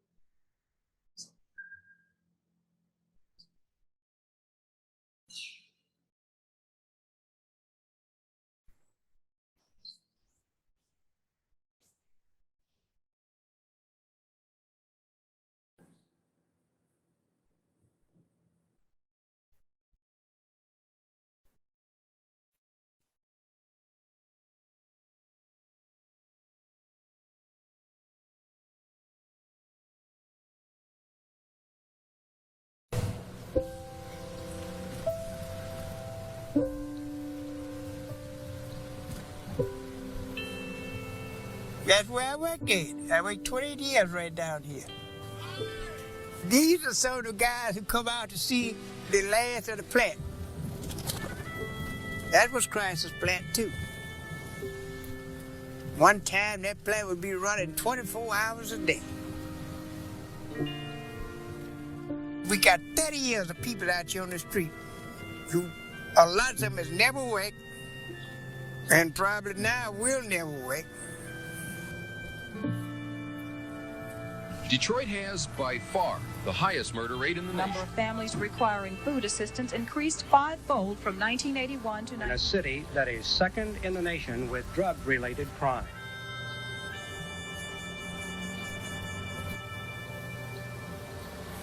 We love our neighborhood. We love our neighborhood.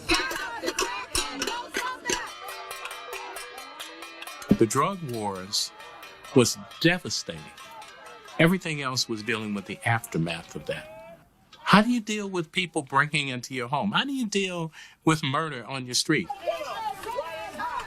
You do a demonstration in front of a dope house, you can do that. But we were getting to a point where we needed a picket sign inside of our heads and hearts.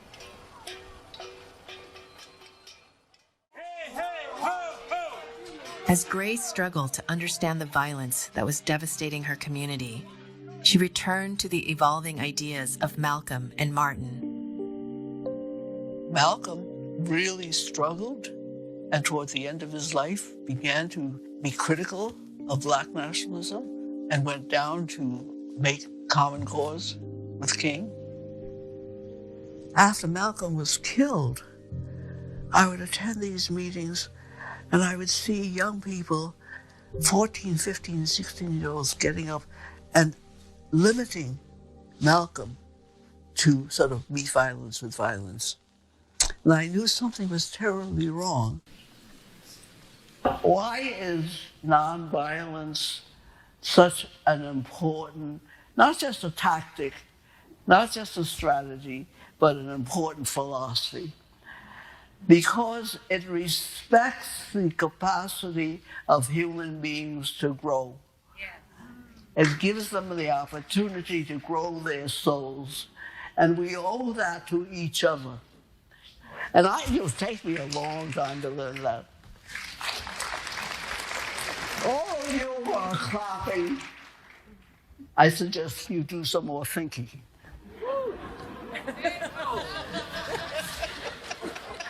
Our Father, we come now. We pray that you look on these down people this evening. But as I saw the violence increase in our cities, I wondered, would it have been possible to combine Malcolm's militancy with King's nonviolence?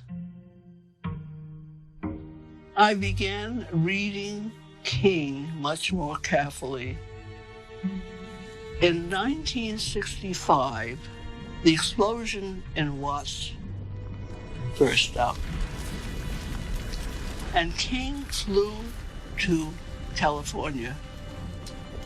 And he was amazed to hear that these young people had never heard of him, that they thought nonviolence was foolish. And he began thinking, what do I do about that? I am convinced that if we are to get on the right side of the world revolution, we as a nation must undergo a radical revolution of values. We must rapidly begin the shift from a thing-oriented society to a person-oriented society. King said, what our young people in our dying cities need are direct action programs which enable them to transform themselves and their institutions at the same time. Right now, bright sunshine at 66 degrees now, 10 outside, 65 in Metro. It's an incredible city. That's one of the things that's very exciting about Detroit also, because it's not going to be reindustrialized. It's got something else has got to come out of it. And we're really thinking about how do we rebuild it now? How do we take this space? How do we make something new out of it?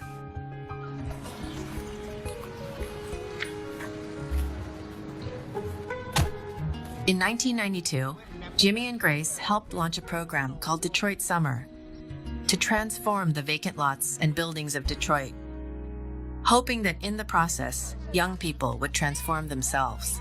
Thank you for coming back, Carol. When they can see themselves making a difference, they also become different. That has to be an integral part of the process of revolution. These days, Boggs works through what's known as the Beloved Community Initiative to encourage people like this in cities across the country to see themselves as crucial to how democracy works and for whom. You know, you didn't have to come here this past weekend. You're 91 years old. Why did you come? Because I think the initiative that I am part of, the Beloved Communities Initiative, is identifying and helping to bring together small groups who are making this cultural revolution that we so urgently need in our country. And I see this as part of a pilgrimage which human beings have been embarked on for thousands and tens of thousands of years. People think of evolution mainly in terms of anatomical changes. I think that we have to think of evolution in terms of very elemental human changes. And so we're evolving both through our knowledge and through our experiences to another stage of humankind. I'm Grace Lee Boggs, and I'm speaking from my home in Detroit. I'm very concerned, as I think many people are, with the drone strikes, which I think are not only unchanceable, but which I think are also jeopardizing our safety and security. I don't think it's enough for us to protest or to criticize what's going on. We need to understand that whenever any government becomes so destructive and so endangering not only to other peoples but to ourselves, that it is our duty and our right to institute new forms of government. How we do that, I don't know, and I don't think we know. But I think we need to talk about it. I think that people, wherever they are in this country and perhaps in the world, need to be talking, how do we begin forming new forms of governance that can secure not only our humanity and that of others, but our safety and security.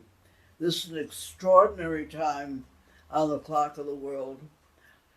I think we have to keep in mind the Declaration of Independence, which reads that when every form of government becomes destructive, it is the right of the people to alter or to abolish it, and to institute new government, laying its foundation on such principles and organizing its powers in such form as to them shall seem most likely to affect their safety and happiness. Let us begin talking about this with our friends, with our neighbors, with our fellow church members, with our fellow workers. Let us begin a conversation about how we begin creating safety, humanity among ourselves and in the world. And finally, Grace, talk about getting older.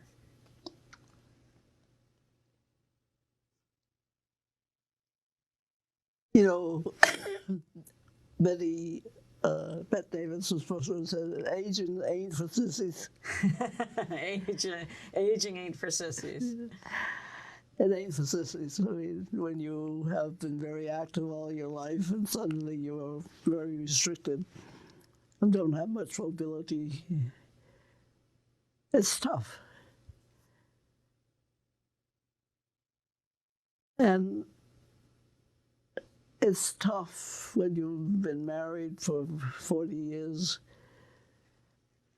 to be living alone. But it won't go on forever. And I think I'm so grateful that Grace has made this film, because I think she has helped make my life mean something to people. At a time when I think people need what my life means. I hope that doesn't sound arrogant, but the American people are very needy. They are very needy. They need to know that a revolution is to advance their humanity and to advance the humanity of the human race. They need to know that a revolution is to create solutions and not to get angry at the people. We need to know that a revolution is not just protest, it's not just anger, it's not just a search for power. It's a search for real problems of how to be a human being. And I think that's what's unique about the American Revolution. And that's what's unique about this country. Because even though there is a lot of poverty, there's a lot of inequality, there are a lot of physical hardships, I think the most profound hardship of the American people is that they want to change.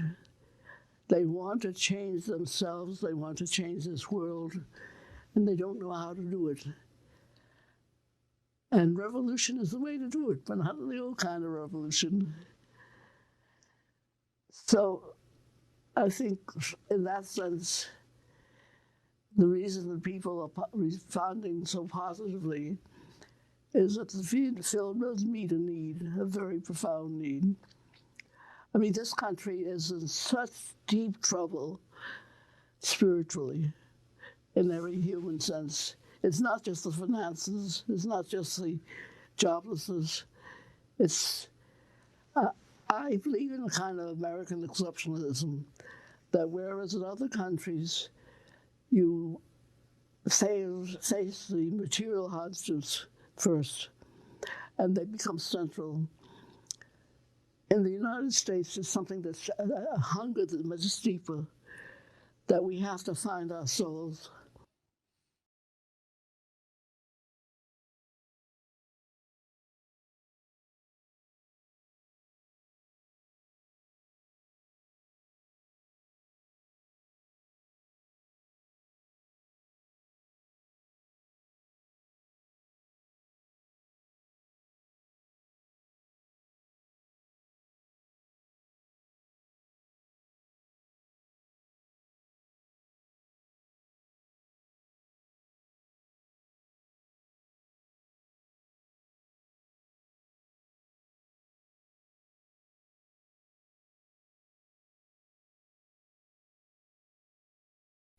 Significance in our struggle for an advanced future today.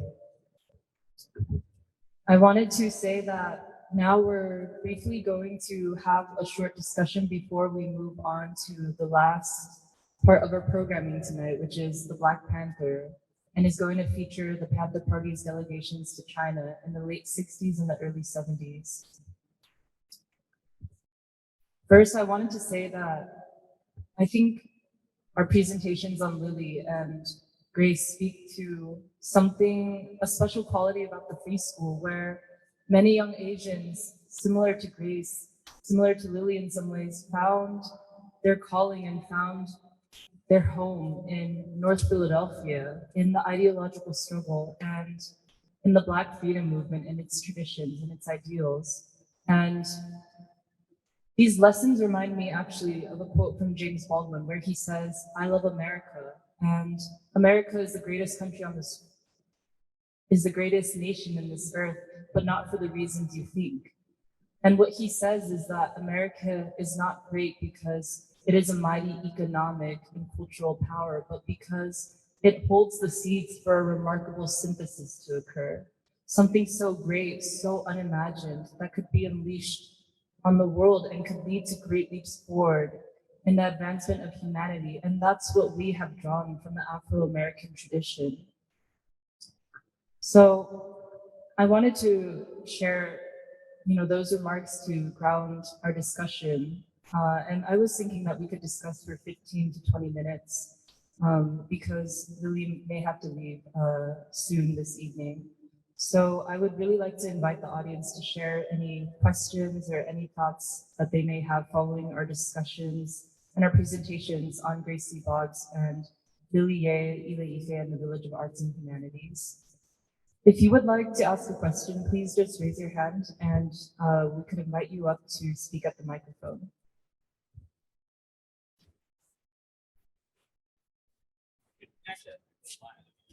Oh, there's a microphone.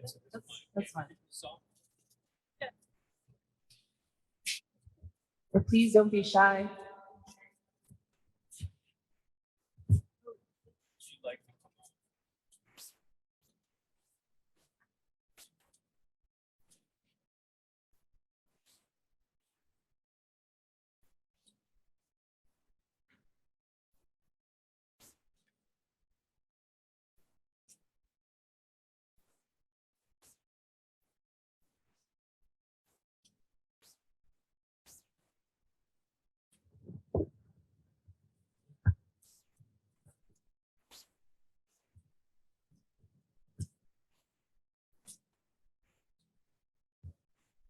Folks can come up here to ask questions, but maybe I'll start out. I was curious, the pieces which you showed, there was a lot of different inspirations. It seemed you talked about Persian art and West African, among many others. So I was wondering what sort of process, or how did you identify the kinds of art, and particularly the values behind the art? Because I think in this event, we're also thinking about the kinds of values that are there in art that can help transform people, or at least bring out their best selves. And I think, as you also said, help them identify the truth inside. Thank you. That's a good question. Yeah. I think so simple, just things that touch me, then then influence me, then I share it with through my work, and just like that. Does it make sense? Not so much through the theory or study or whatever, just what touched my heart, then I want to.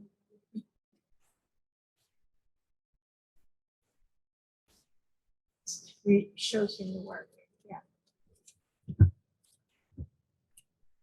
Thank you so much for your presentation, showing your work. It's very impactful.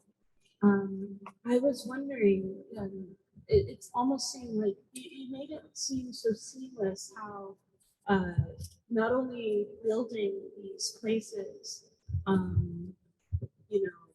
like was a collaborative effort within the community, but it seemed to just naturally flow, that there was that everyone wanted to,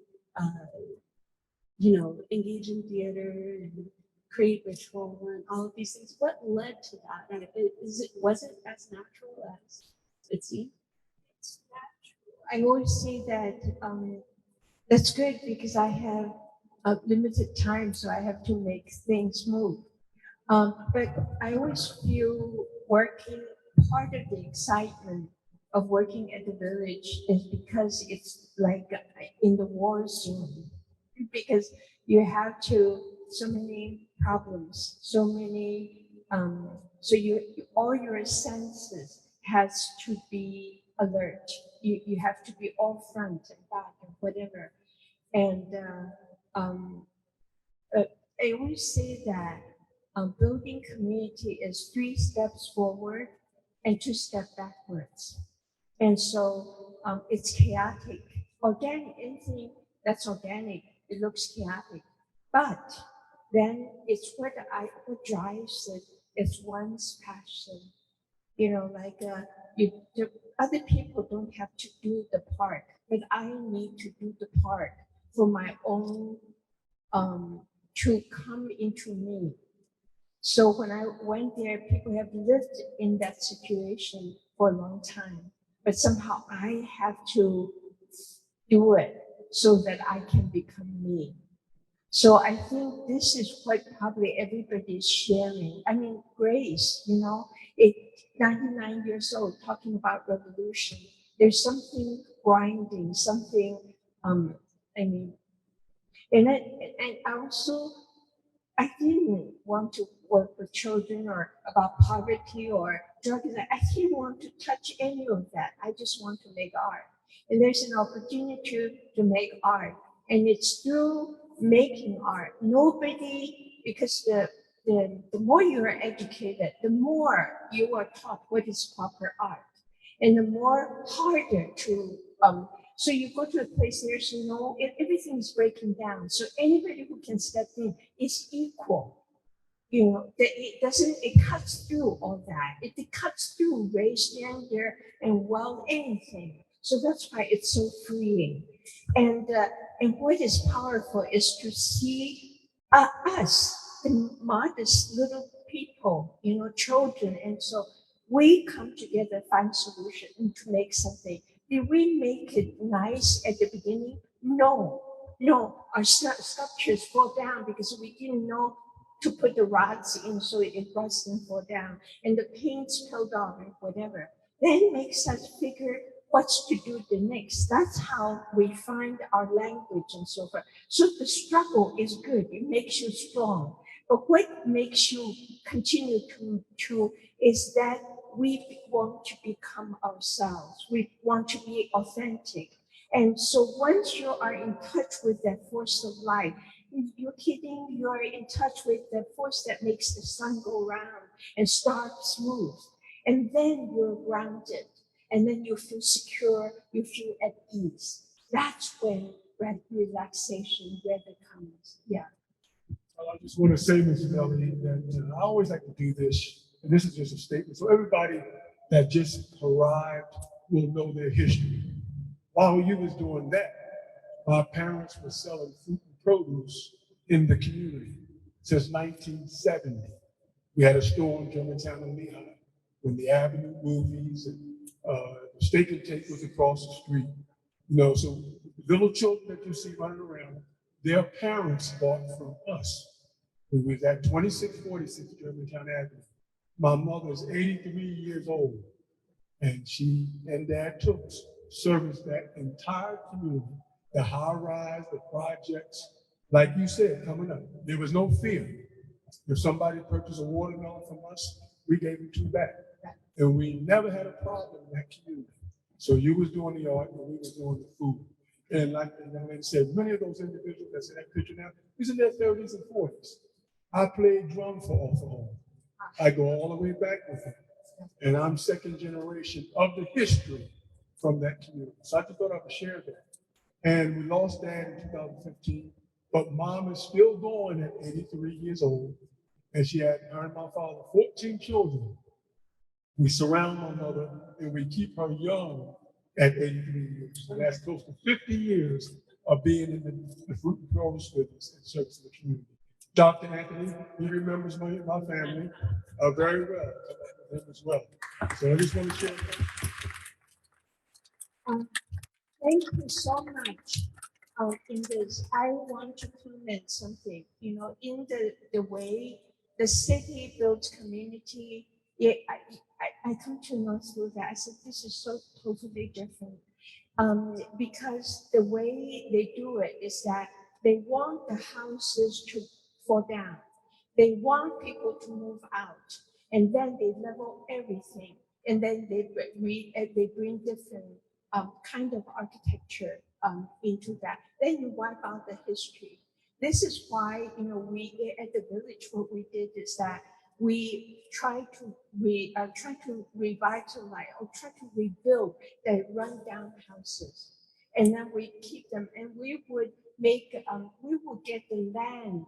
We would break it up so no investor can come and then buy the places, because in a lot of land village cannot by all the, like, get all the land. So we take one piece here, one piece there, one piece there, we turn them into garden parks. And when you do that, you already, the land absorb the human energy and the human heart and the human emotion, and they will defend the land. And so what you preserve is the history, you know, like the memories, and then but the older residents and their stories and whatever, what you said, the strength, that's the strength of the community. Right. And so we have to resist our economic practice in how do you wipe out and then you build the identity because it's cheap, and then you totally replace the community. Yeah. So I appreciate so much. Thank you. the story. In closing, we didn't move to Mount Airy. We stayed in the community, and we took the heat. All of our properties were purchased in that community, and we create jobs. Mom and Dad didn't run to Mount Airy back in those days. We're still living in the community this very day. Great. Thank you very much.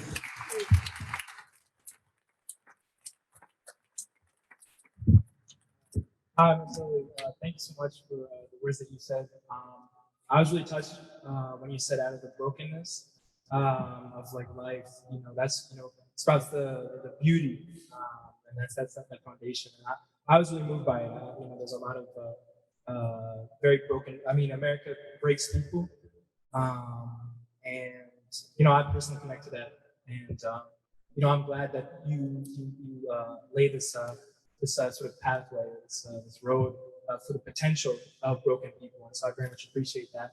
And my question, you know, I'd actually like you to answer, you know, what did you think about Grace Lee Boggs, you know, when she talked about revolution, you know, being the solution or being a solution to the problems, the human growth, you know, its connection to the Declaration of Independence and to King. So what are your thoughts on that? Good question. I completely admire her in her spirit, in her strength, and her life story. It demonstrates the profound commitment to humanity. And I think what we do is in a humble scale is that it is revolution in action. Our refusal to accept what the society defines us. We will not accept it. And we create our own festival. We celebrate ourselves. We have our own program.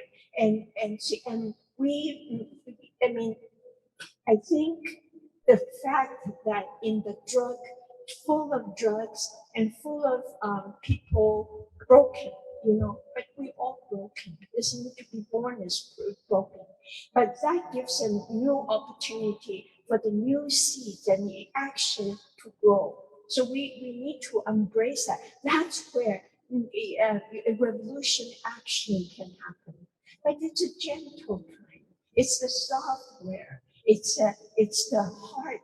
It's the concern for each other rather than, you know, so yeah, in different way. Yes, it's a revolution in quiet manner. Thank you so much. I appreciate it.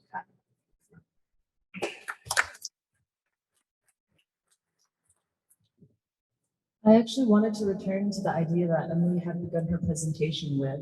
At the start of Grace's autobiography, she says that if she had not been born a Chinese woman, she might not have seen herself as an active participant in the humanity-stretching movements of the 20th and the 21st century.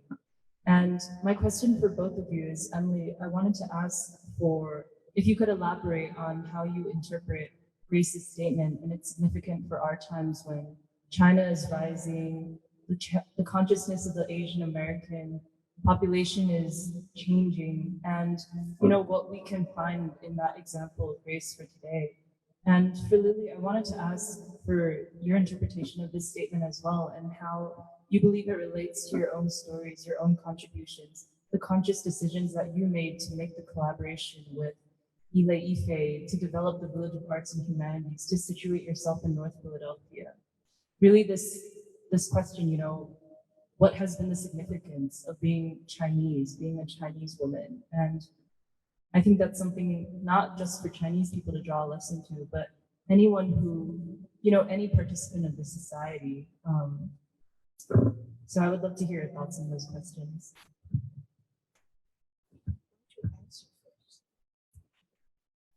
Okay, so very good question. And on two different levels, on the how it happened, it has everything to do with Chinese, because I didn't know North Philadelphia, and people say don't go there, so I don't go there. And then I was interested in China and America, so I tried to set up the cultural exchange program with Tianjin. So it was Franklin, what's his name? Franklin, the cultural director of the city. Anyway, he's African American. So when the three delegations from China came to Philadelphia, he wants to showcase African American culture. So he sent me to take the three delegations to visit Arthur Hall. That's how we directly meet. So it has everything to do with being China, right?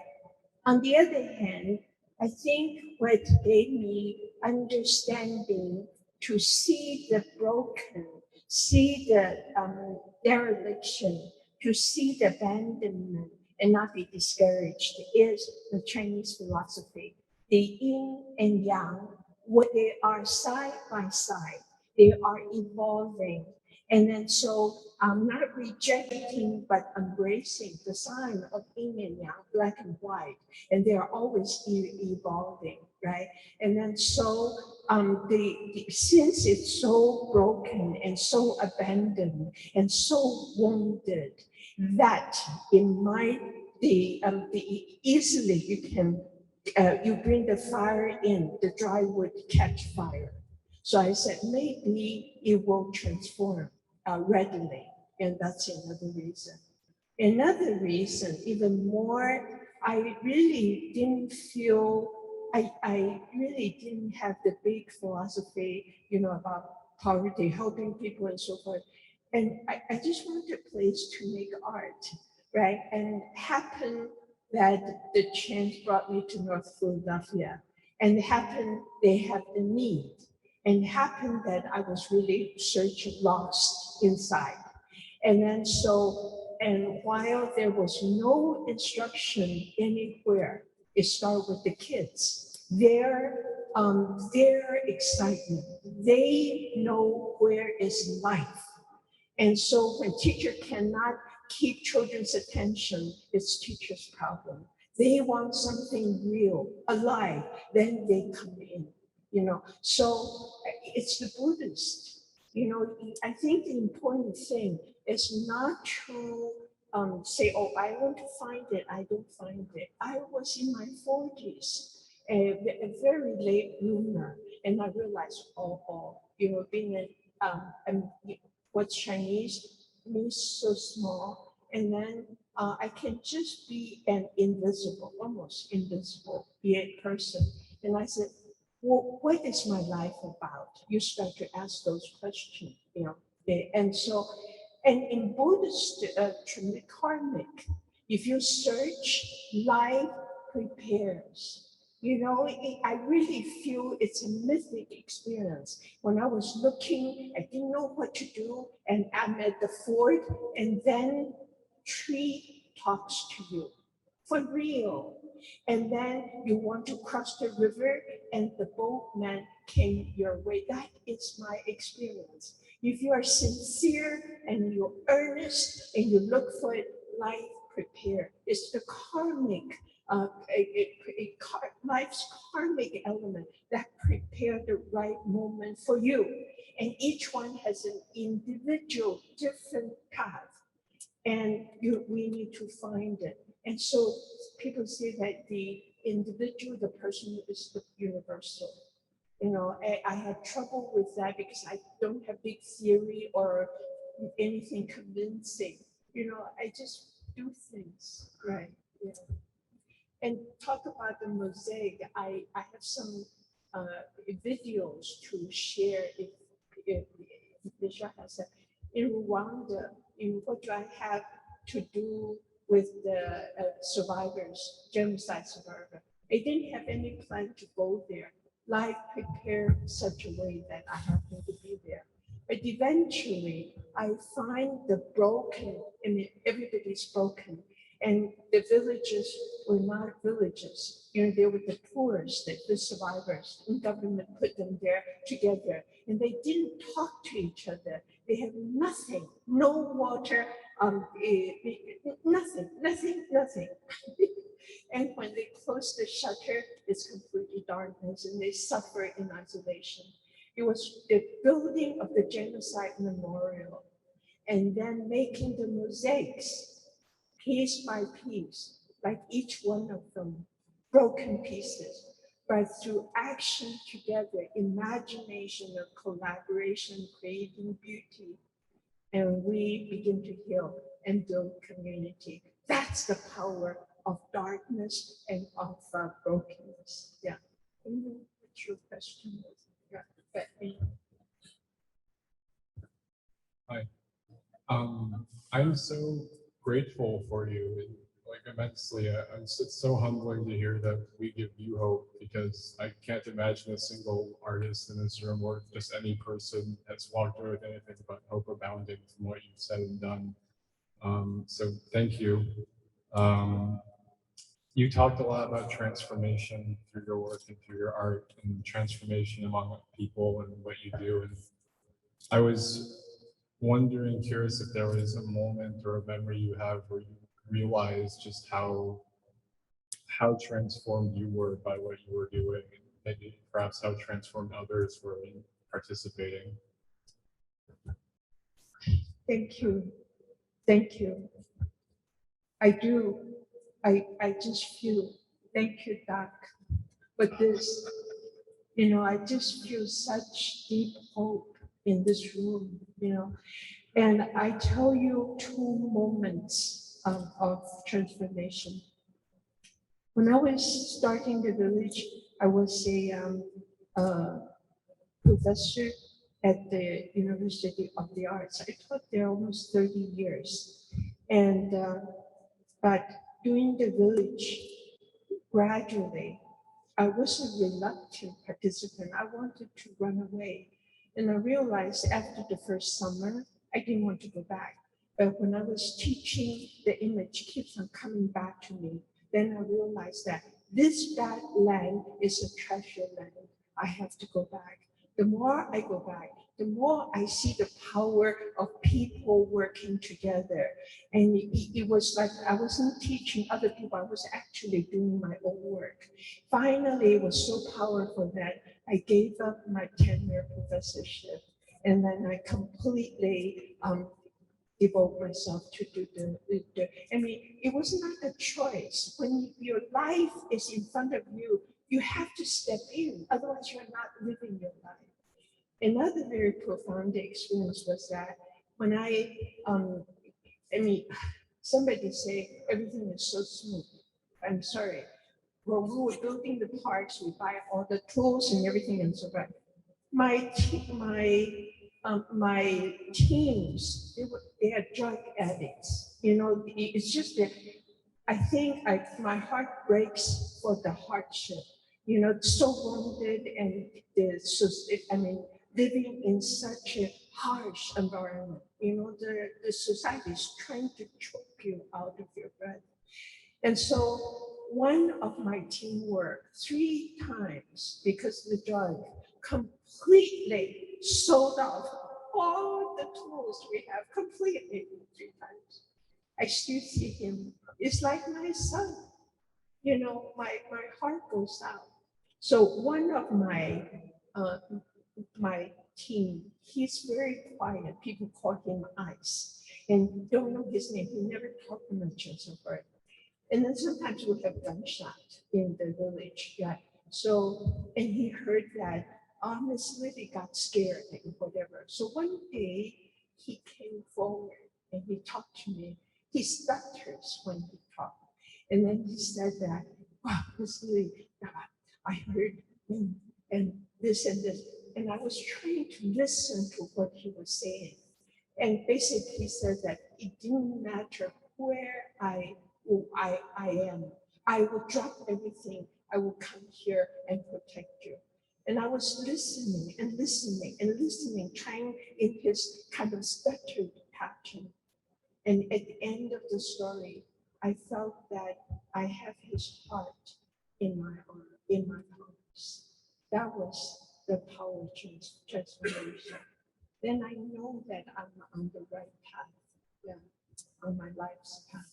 Thank you for the question. You will know, yeah, you become addicted to your life.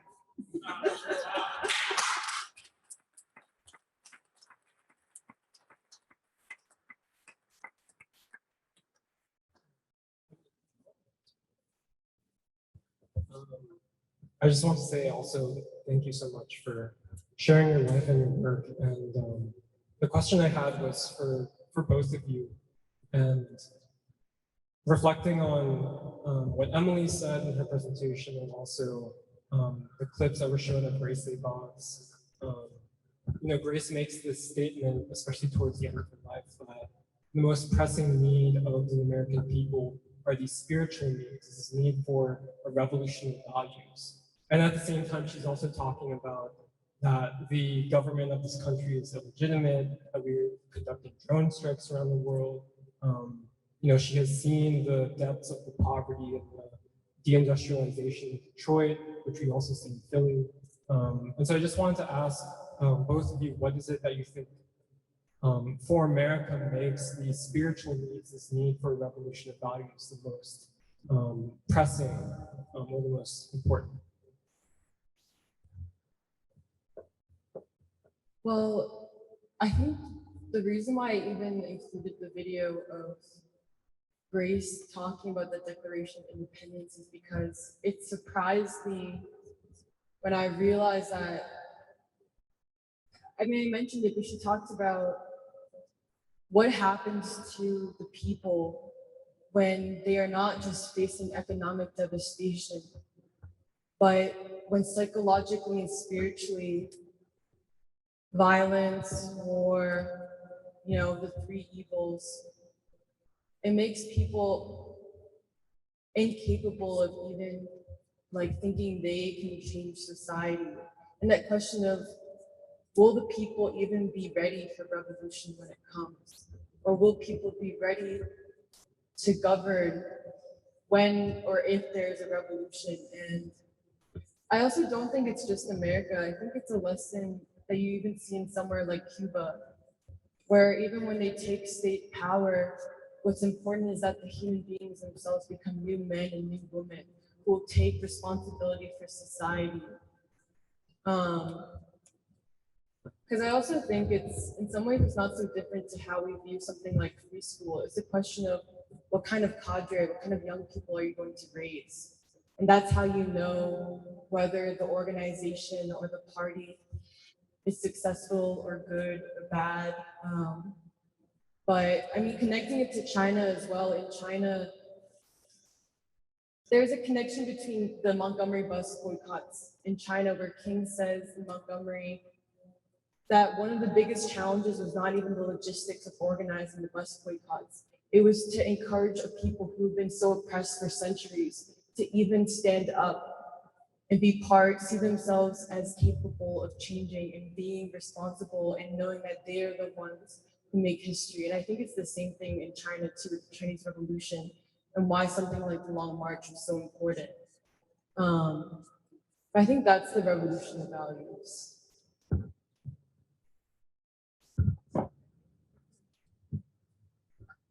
I think in my case, it's just action. Live your value in action. It could be protest, it could be fasting, it could be, whatever. In our case, it's that we make art.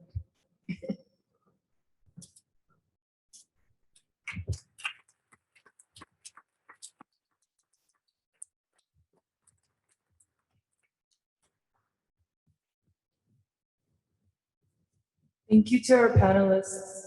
We're going to move forward with our programming this evening, and I would like to invite Brandon Doe to speak about the Black Panther Party delegation to China, as well as to introduce Yvonne King for her readings and remarks on the delegations.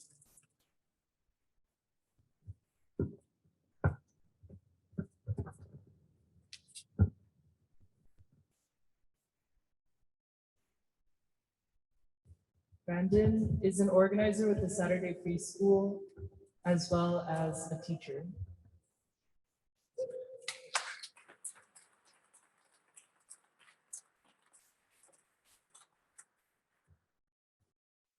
I would like to thank the fellow panelists, Lily, Emily, and Michelle, for building the framework for the presentation that is about to happen on the Black Panther Party's delegations to China.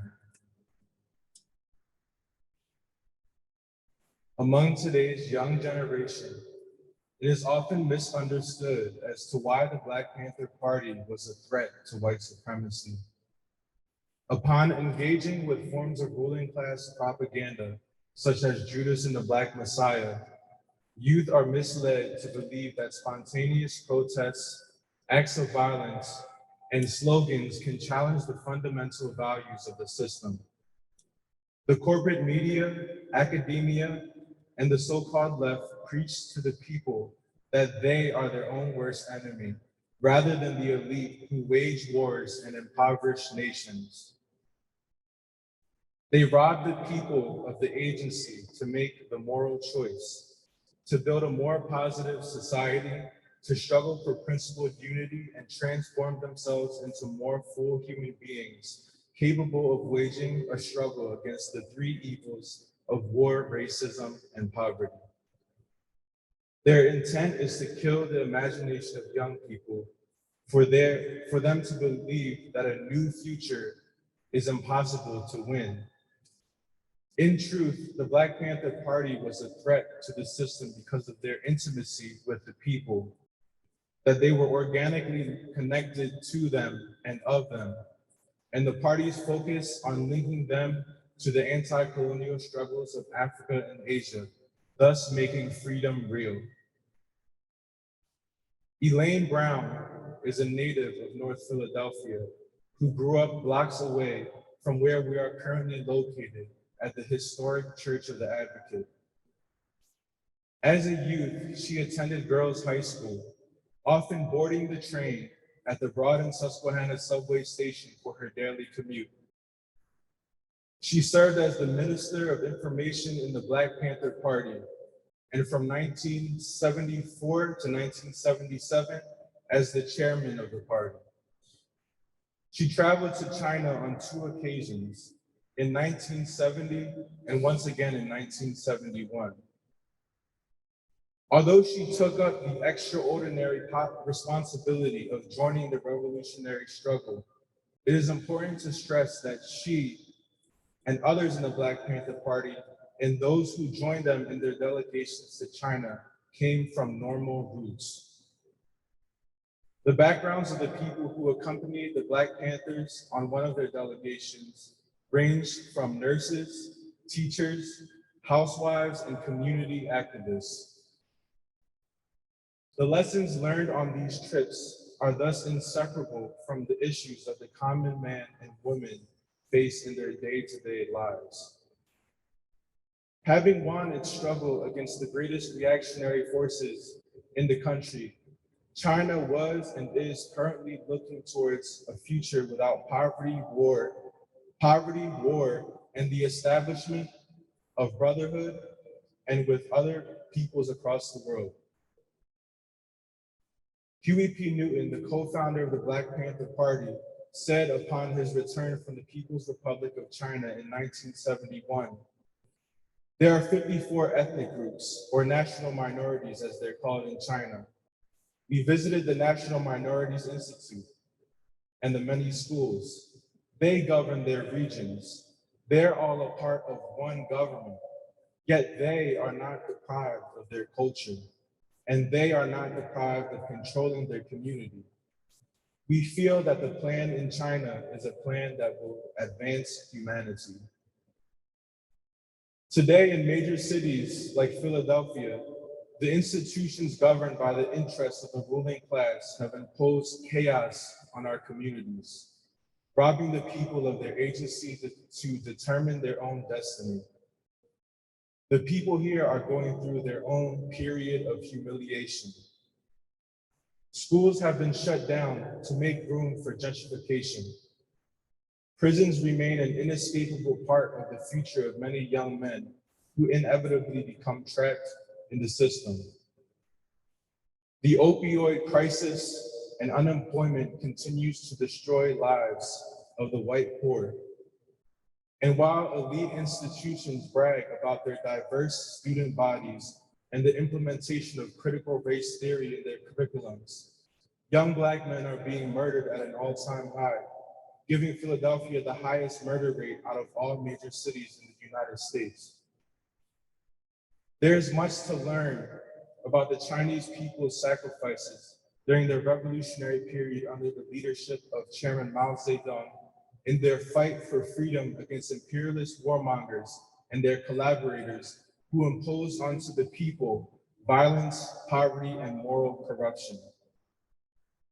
The reflections provided by the Black Panthers who visited China provides us with a framework that informs us on how to struggle for a principled unity, which requires the humility and maturity that was embodied by the young Panthers who were moved by the freedom struggles of Africa and Asia.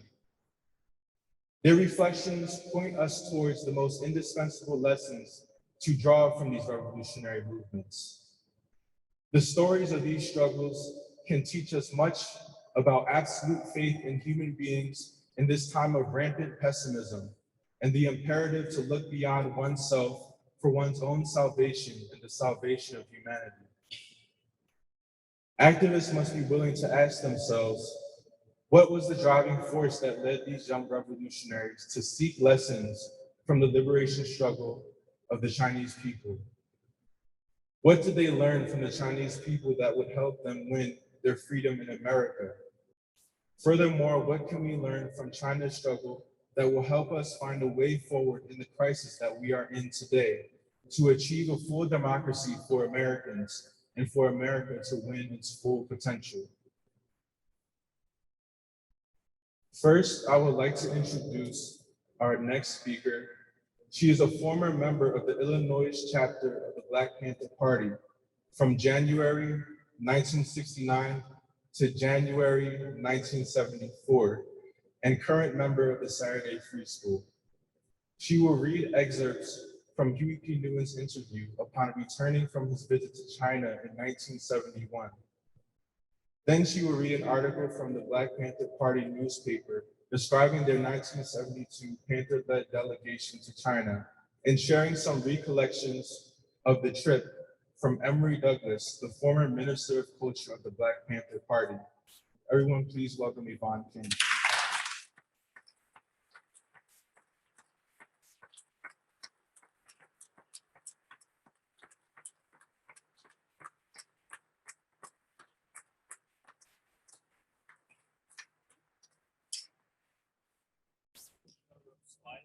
No, Emily.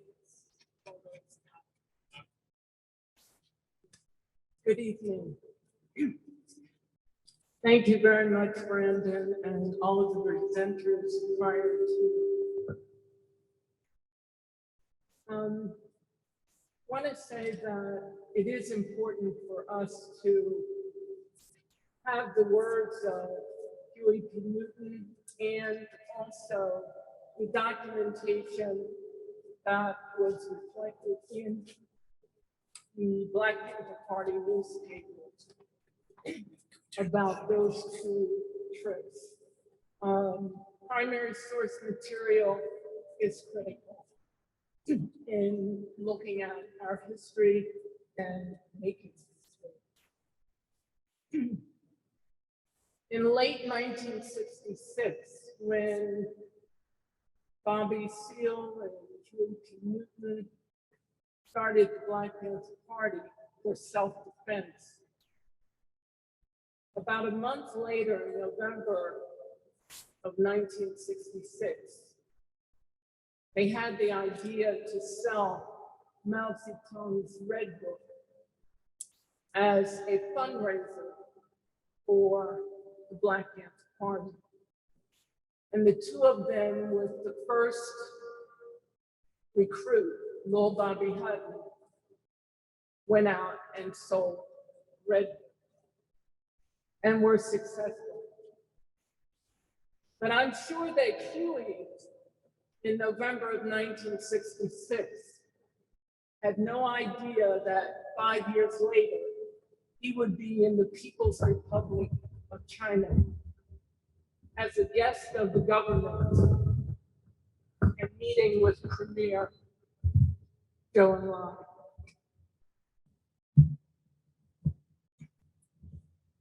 On July 15, 1971, President Richard Nixon announced on live television that he would be going to China in 1972. I think this timeline is interesting. It was in October 1971 that Huey Newton, Elaine Brown, and Robert Bay visited the People's Republic of China. Richard Nixon came months later, in February 21st, and spent a week in 1972. And finally, there was that 1972 Panther-Led Delegation, which I think is particularly special, even more so than the one of Huey and Elaine and Robert Bay, because it did include, as Brandon began to describe, a cross-section of people that the party worked with that were not members of the Black Panther Party.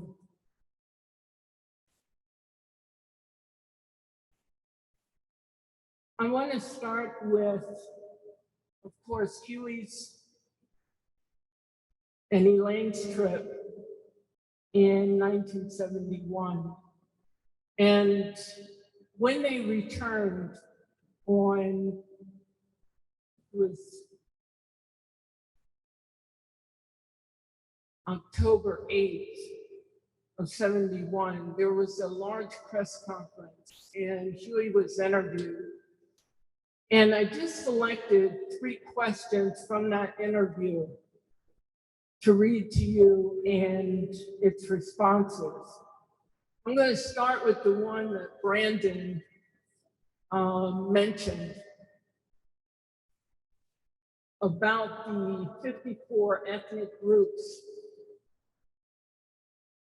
It was in response to a question, was there any instance of any racism at all?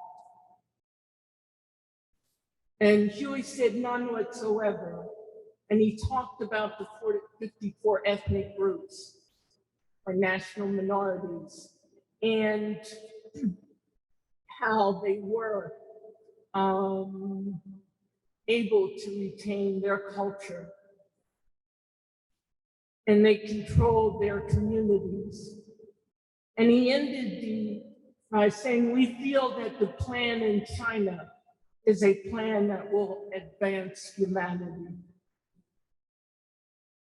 He went on to say, I was actually shocked because our Minister of Information, Elaine Brown, had made a visit before. She had expressed to me the beauty of China. I could not really visualize it, but after my visit there, I know for myself, through my experience. But I'm sure I cannot articulate it to you. He said, I invite all of the Americans to go to China. They will welcome you. They only have hatred for the reactionary ruling circle in this country. That's only less than 1%. That is the big corporations and the Nixon regime that has its mind on murder, not only in this country, but also murder upon people of the world.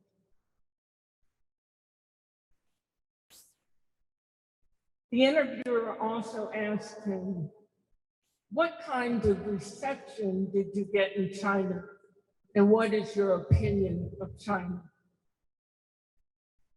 And he said, perhaps you can infer from our emotions when we entered the United States. We suffer from culture shock. It was the first time in my life that I could walk down the street and see the security forces with not only 38 pistols or 357 Magnums, but AK-47s. We felt protected, as many white people of the ruling circle feel protected when the vicious police in this country walk the streets. We were not intimidated by the arms because we knew they were only defensive. As Premier Zhou Enlai said, China is now again digging many tunnels throughout the country.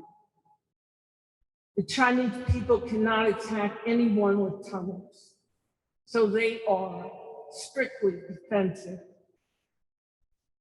Huey went on to say we felt very protected.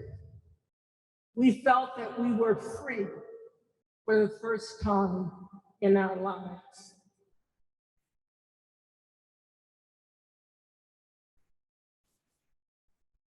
And finally, what did Zhou Enlai say to you? Huey said that Premier Zhou Enlai offered the solidarity of the Chinese people in support of the oppressed people of America. He offered solidarity with the Black Panther Party and also the political prisoners who are fighting for their freedom inside of prisons such as San Quentin and Attica.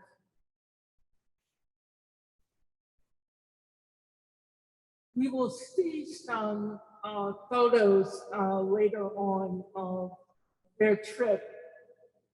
But when I spoke to Emory Douglas about a month ago, he reminded me that in To Die for the People, which is a book of essays by Huey T. there are some photos that describe where some of the places that they went to inside of China on that first trip. And he spoke about the National Minorities Institute. They went to a nursery, which was at a locomotive parts factory for the people, for the workers there, for their families. And there's also an interesting photo that's become a bit iconic of him and Samora Machel. Samora Machel was the president of Frelimo, the National Liberation Movement for Mozambique. And they happened to be staying at the same hotel, didn't know they were there, it was a chance meeting, and the photo was taken. And then, of course, the iconic photo of Huey P. Newton and Premier Zhou Enlai.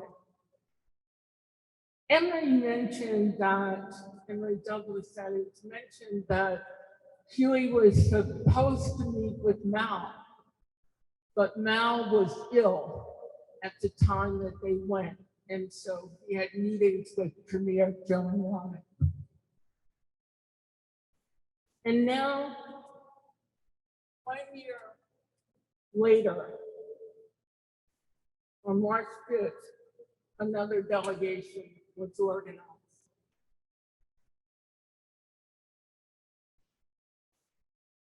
And in the paper, The article is entitled, Progressive Americans Led by Panthers Return from China. 20 people representing a varied cross-section of the American society came together. They had come together in a common interest to board an airplane on their way to the People's Republic of China. But more than that, they had in common their collective desire to see progressive change in this country. The group was particularly unique because it showed by its very existence the unity that can be achieved by the American people in our struggle for the liberation of all oppressed people. Representing various ethnic groups and spanning several generations, the group of 20 became one, transformed into a delegation of American people who had come from their different walks of life to work and live together under the tutelage of the Black Panther Party and guests of the People's Republic of China. Certainly, this was a slap in the face of the racists, the ultra-righteous, and it disproved the elitist, arrogant ravings of the super left guerrillas, in quote, about the backwardness of the masses of people. And I think that's a very significant sentence. And I want to thank Brandon for pointing out that the reason the Black Panther Party was a threat to this government was because we were amongst the people, because we learned to love the people, and we understood the role of the masses of the people in revolution and bringing about change.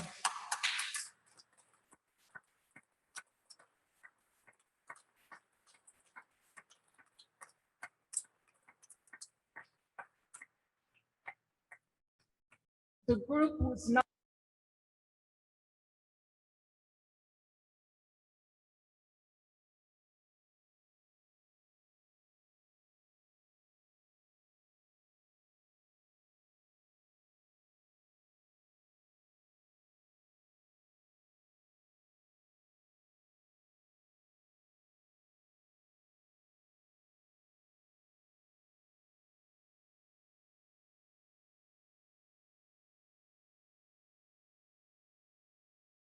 '72.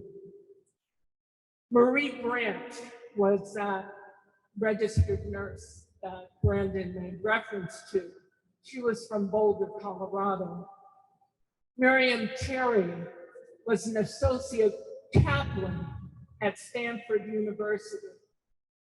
Alan Brodsky was a San Francisco attorney. Marie Gushee, a young Okinawan who taught high school in Los Angeles. Ron Haynes was a math major at University of California, Berkeley. Edna Nelson, a secretary and mother of 3 children from Boston. David Levinson was a young man who did political organizing in poor white communities. And William Said, who did similar work in his Chinese community in New York.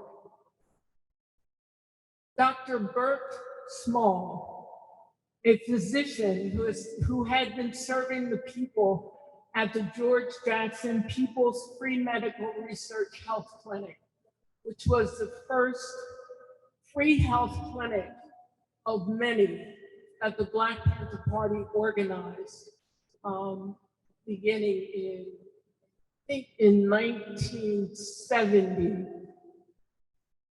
My chapter was the Illinois chapter of the Black Panther Party, and we opened our Spurgeon J. Winters Medical Center in 1970, January 1970. Ed Su was a Chinese American architect from California. Those were the non-Panthers. But along with the above group were 10 members of the Black Panther Party. Leading the entire delegation were 2 members from the Central Committee, our Minister of Education, Raymond Massai Hewitt, and our Minister of Culture, Emory Douglas, who thank God is still with us. 3 representatives from the Samuel Napier Intercommunal Youth Institute.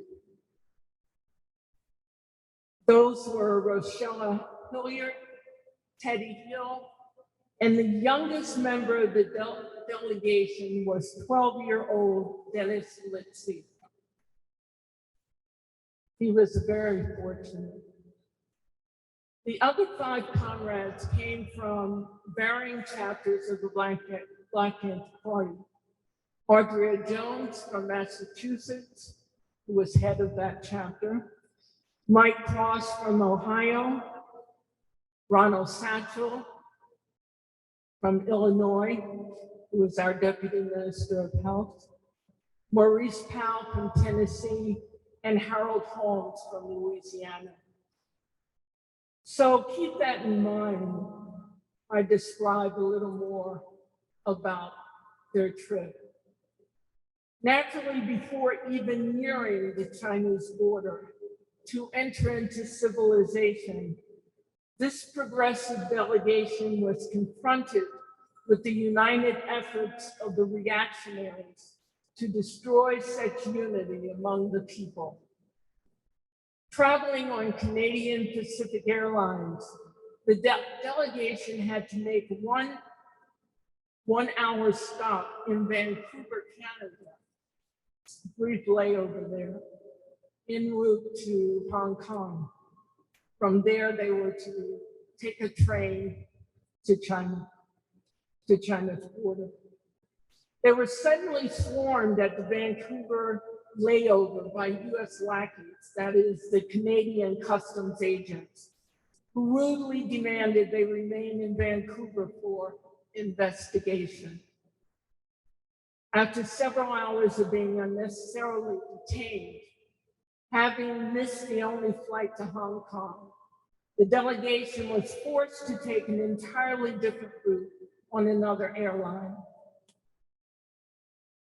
These pathetic efforts on the part of the United States to hamper the visit, which was being made in friendship by American people, after Nixon had just returned from China, representing the US government in a requested state visit.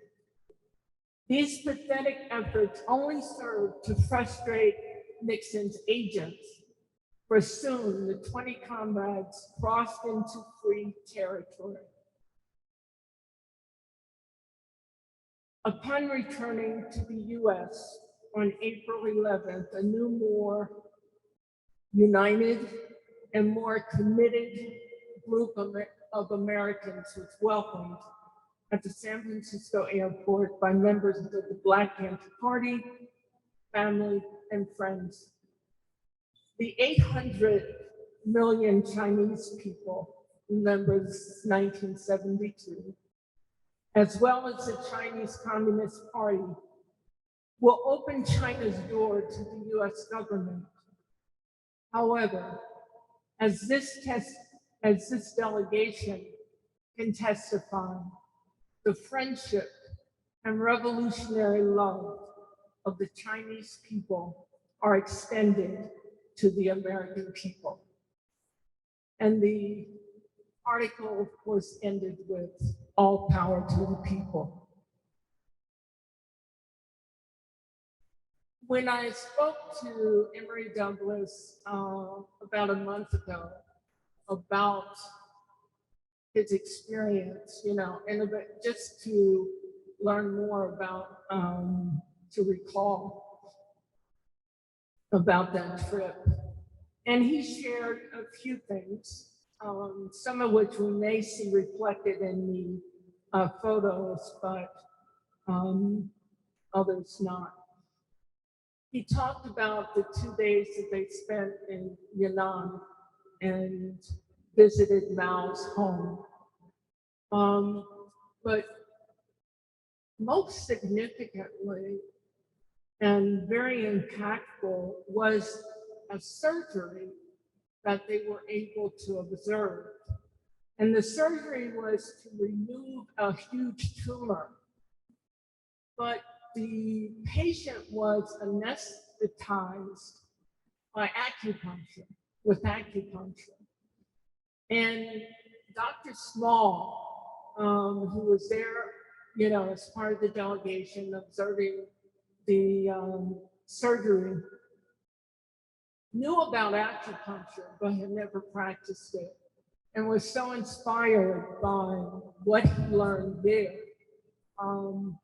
When he returned to the United States, he began a practice in acupuncture along with his conventional practice that he had set up.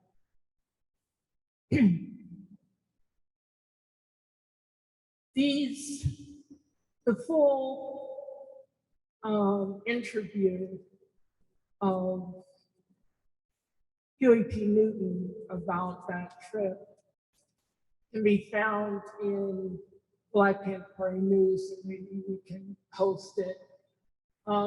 It was a very important time that they went, 1971. It's right after Attica occurred, and they talked about that. But along with the questions that Brandon raised, another question is, what did the Chinese Revolution see in the Black Panther Party? What value did they see in the work that we were doing?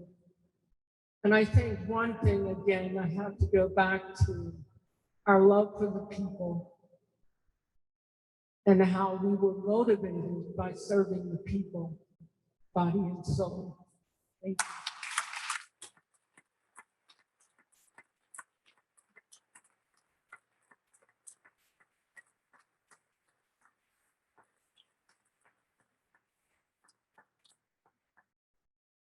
Thank you, Yvonne, for a wonderful presentation.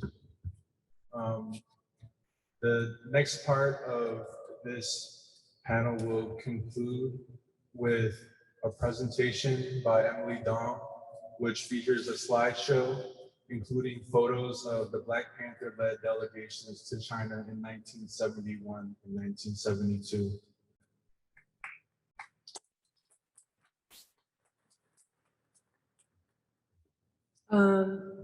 This is mainly to show the photos of the 1972 Black Panther Party-led delegation to China. Unfortunately, Elaine Brown's video message was unable to be received before the event. And so these photos are meant to illustrate a historic connection that both Brandon and Yvonne raised, and also define a question that is also important for us today, which is, who are our friends and who are our enemies?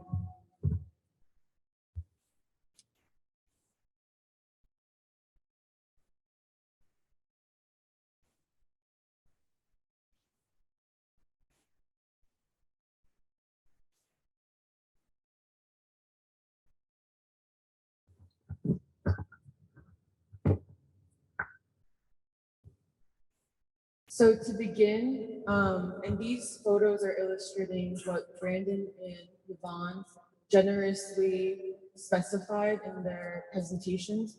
First is the 1971 trip to China, where Huey P. Newton, Elaine Brown, the Minister of Information, and Robert Bay visited and talked to Zhou Enlai. So you can go ahead. On the left is the cover of the Black Panther intercommunal news service that was published in 1971 after the 1971 trip to China. The photo you see is of Huey P. Newton shaking hands with Zhou Enlai, who's the premier of the People's Republic of China at the time, with what I referenced, the title, Know Your Enemies, Know Your Friends. This is a photo of Elaine Brown, Minister of Information, who was also a singer. She's singing, I think it's a nice photo because it's also a rare photo, but she's singing a song for the Chinese national minorities. So I'm guessing this is at the Institute of the National Minorities. And just to note that, like Yvonne mentioned, these photos are all the source, which I think is important to identify nowadays with so much misinformation. The source is from the Black Panther Intercommunal News Service, and you can find it online. I'll read the captions from that one. Over 500,000 volumes are contained in the library of the National Minorities Institute.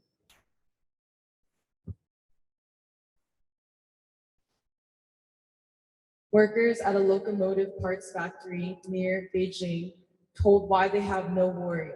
Housing, food, medical and childcare, etc. are free.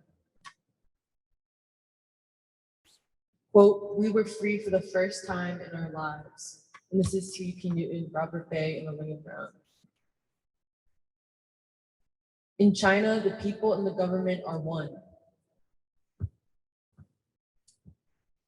And here they are at the gravesite of American journalist Anna Louise Strong, one of the first to realize the friendship between the Chinese and the American people.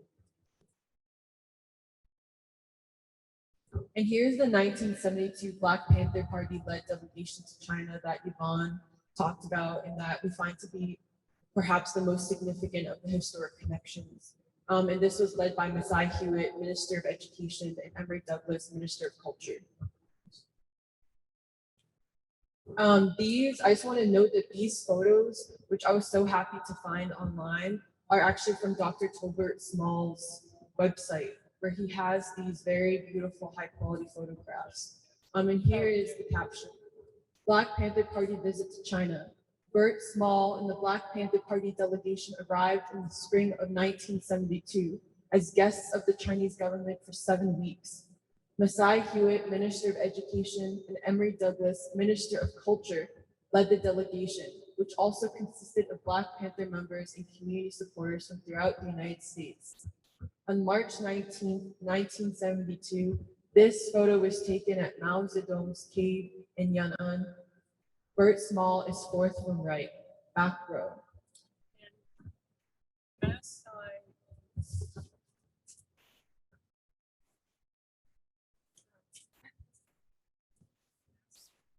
So that's Masai Hewitt. And that's Emory Douglas. And I think this photo is also important because the question that we had for Elaine was, where exactly did they visit? I think that's significant that they're taking 7 weeks of visiting Yan'an and looking at what sites, what scope of sites did they look at.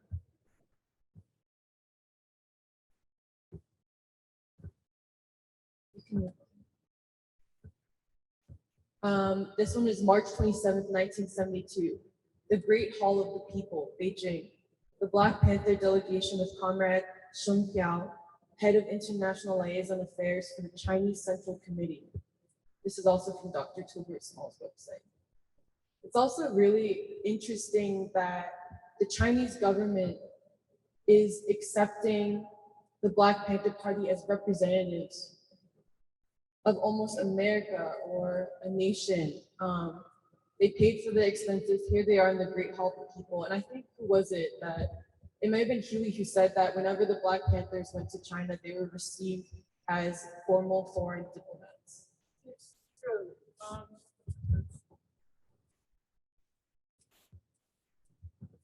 Emory did mention to me that where they stayed was in the Peking Hotel, and they all had individual rooms, and they ate same place where the foreign diplomats ate.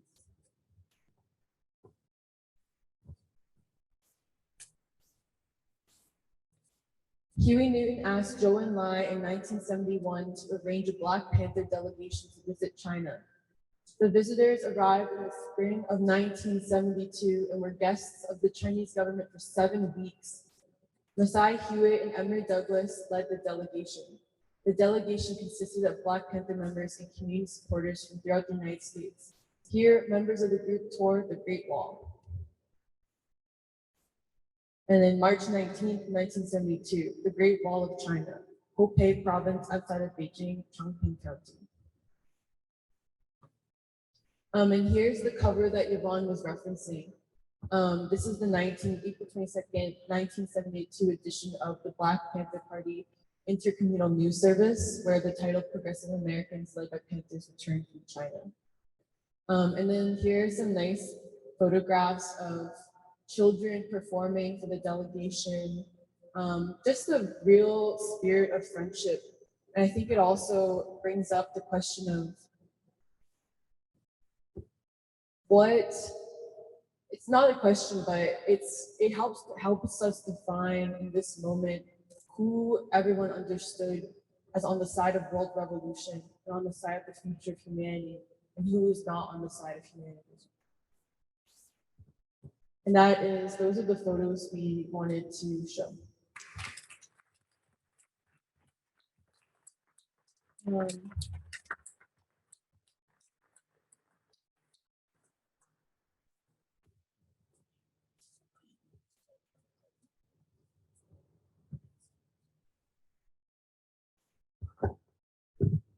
Thanks everyone for staying with us after our schedule. Because we're going late and we still have to clean up, we won't be having a Q&A, but you can bring your questions tomorrow.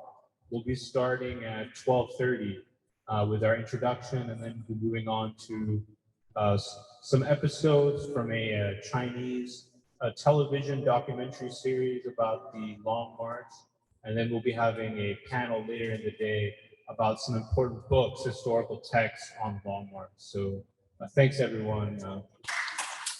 Starting at 12:30. 12:30. I think it's finishing at 6. 1 minute. I just want to emphasize that tomorrow we will be studying the Long March and its contribution inevitably to the Chinese Revolution. And we'll be looking at videos, movies of the Long March that have never been seen in this country before. So if everybody can get here at 12:30, it would be much appreciated, because you see we went a little over. So again, thank everyone for coming out. Really appreciate it.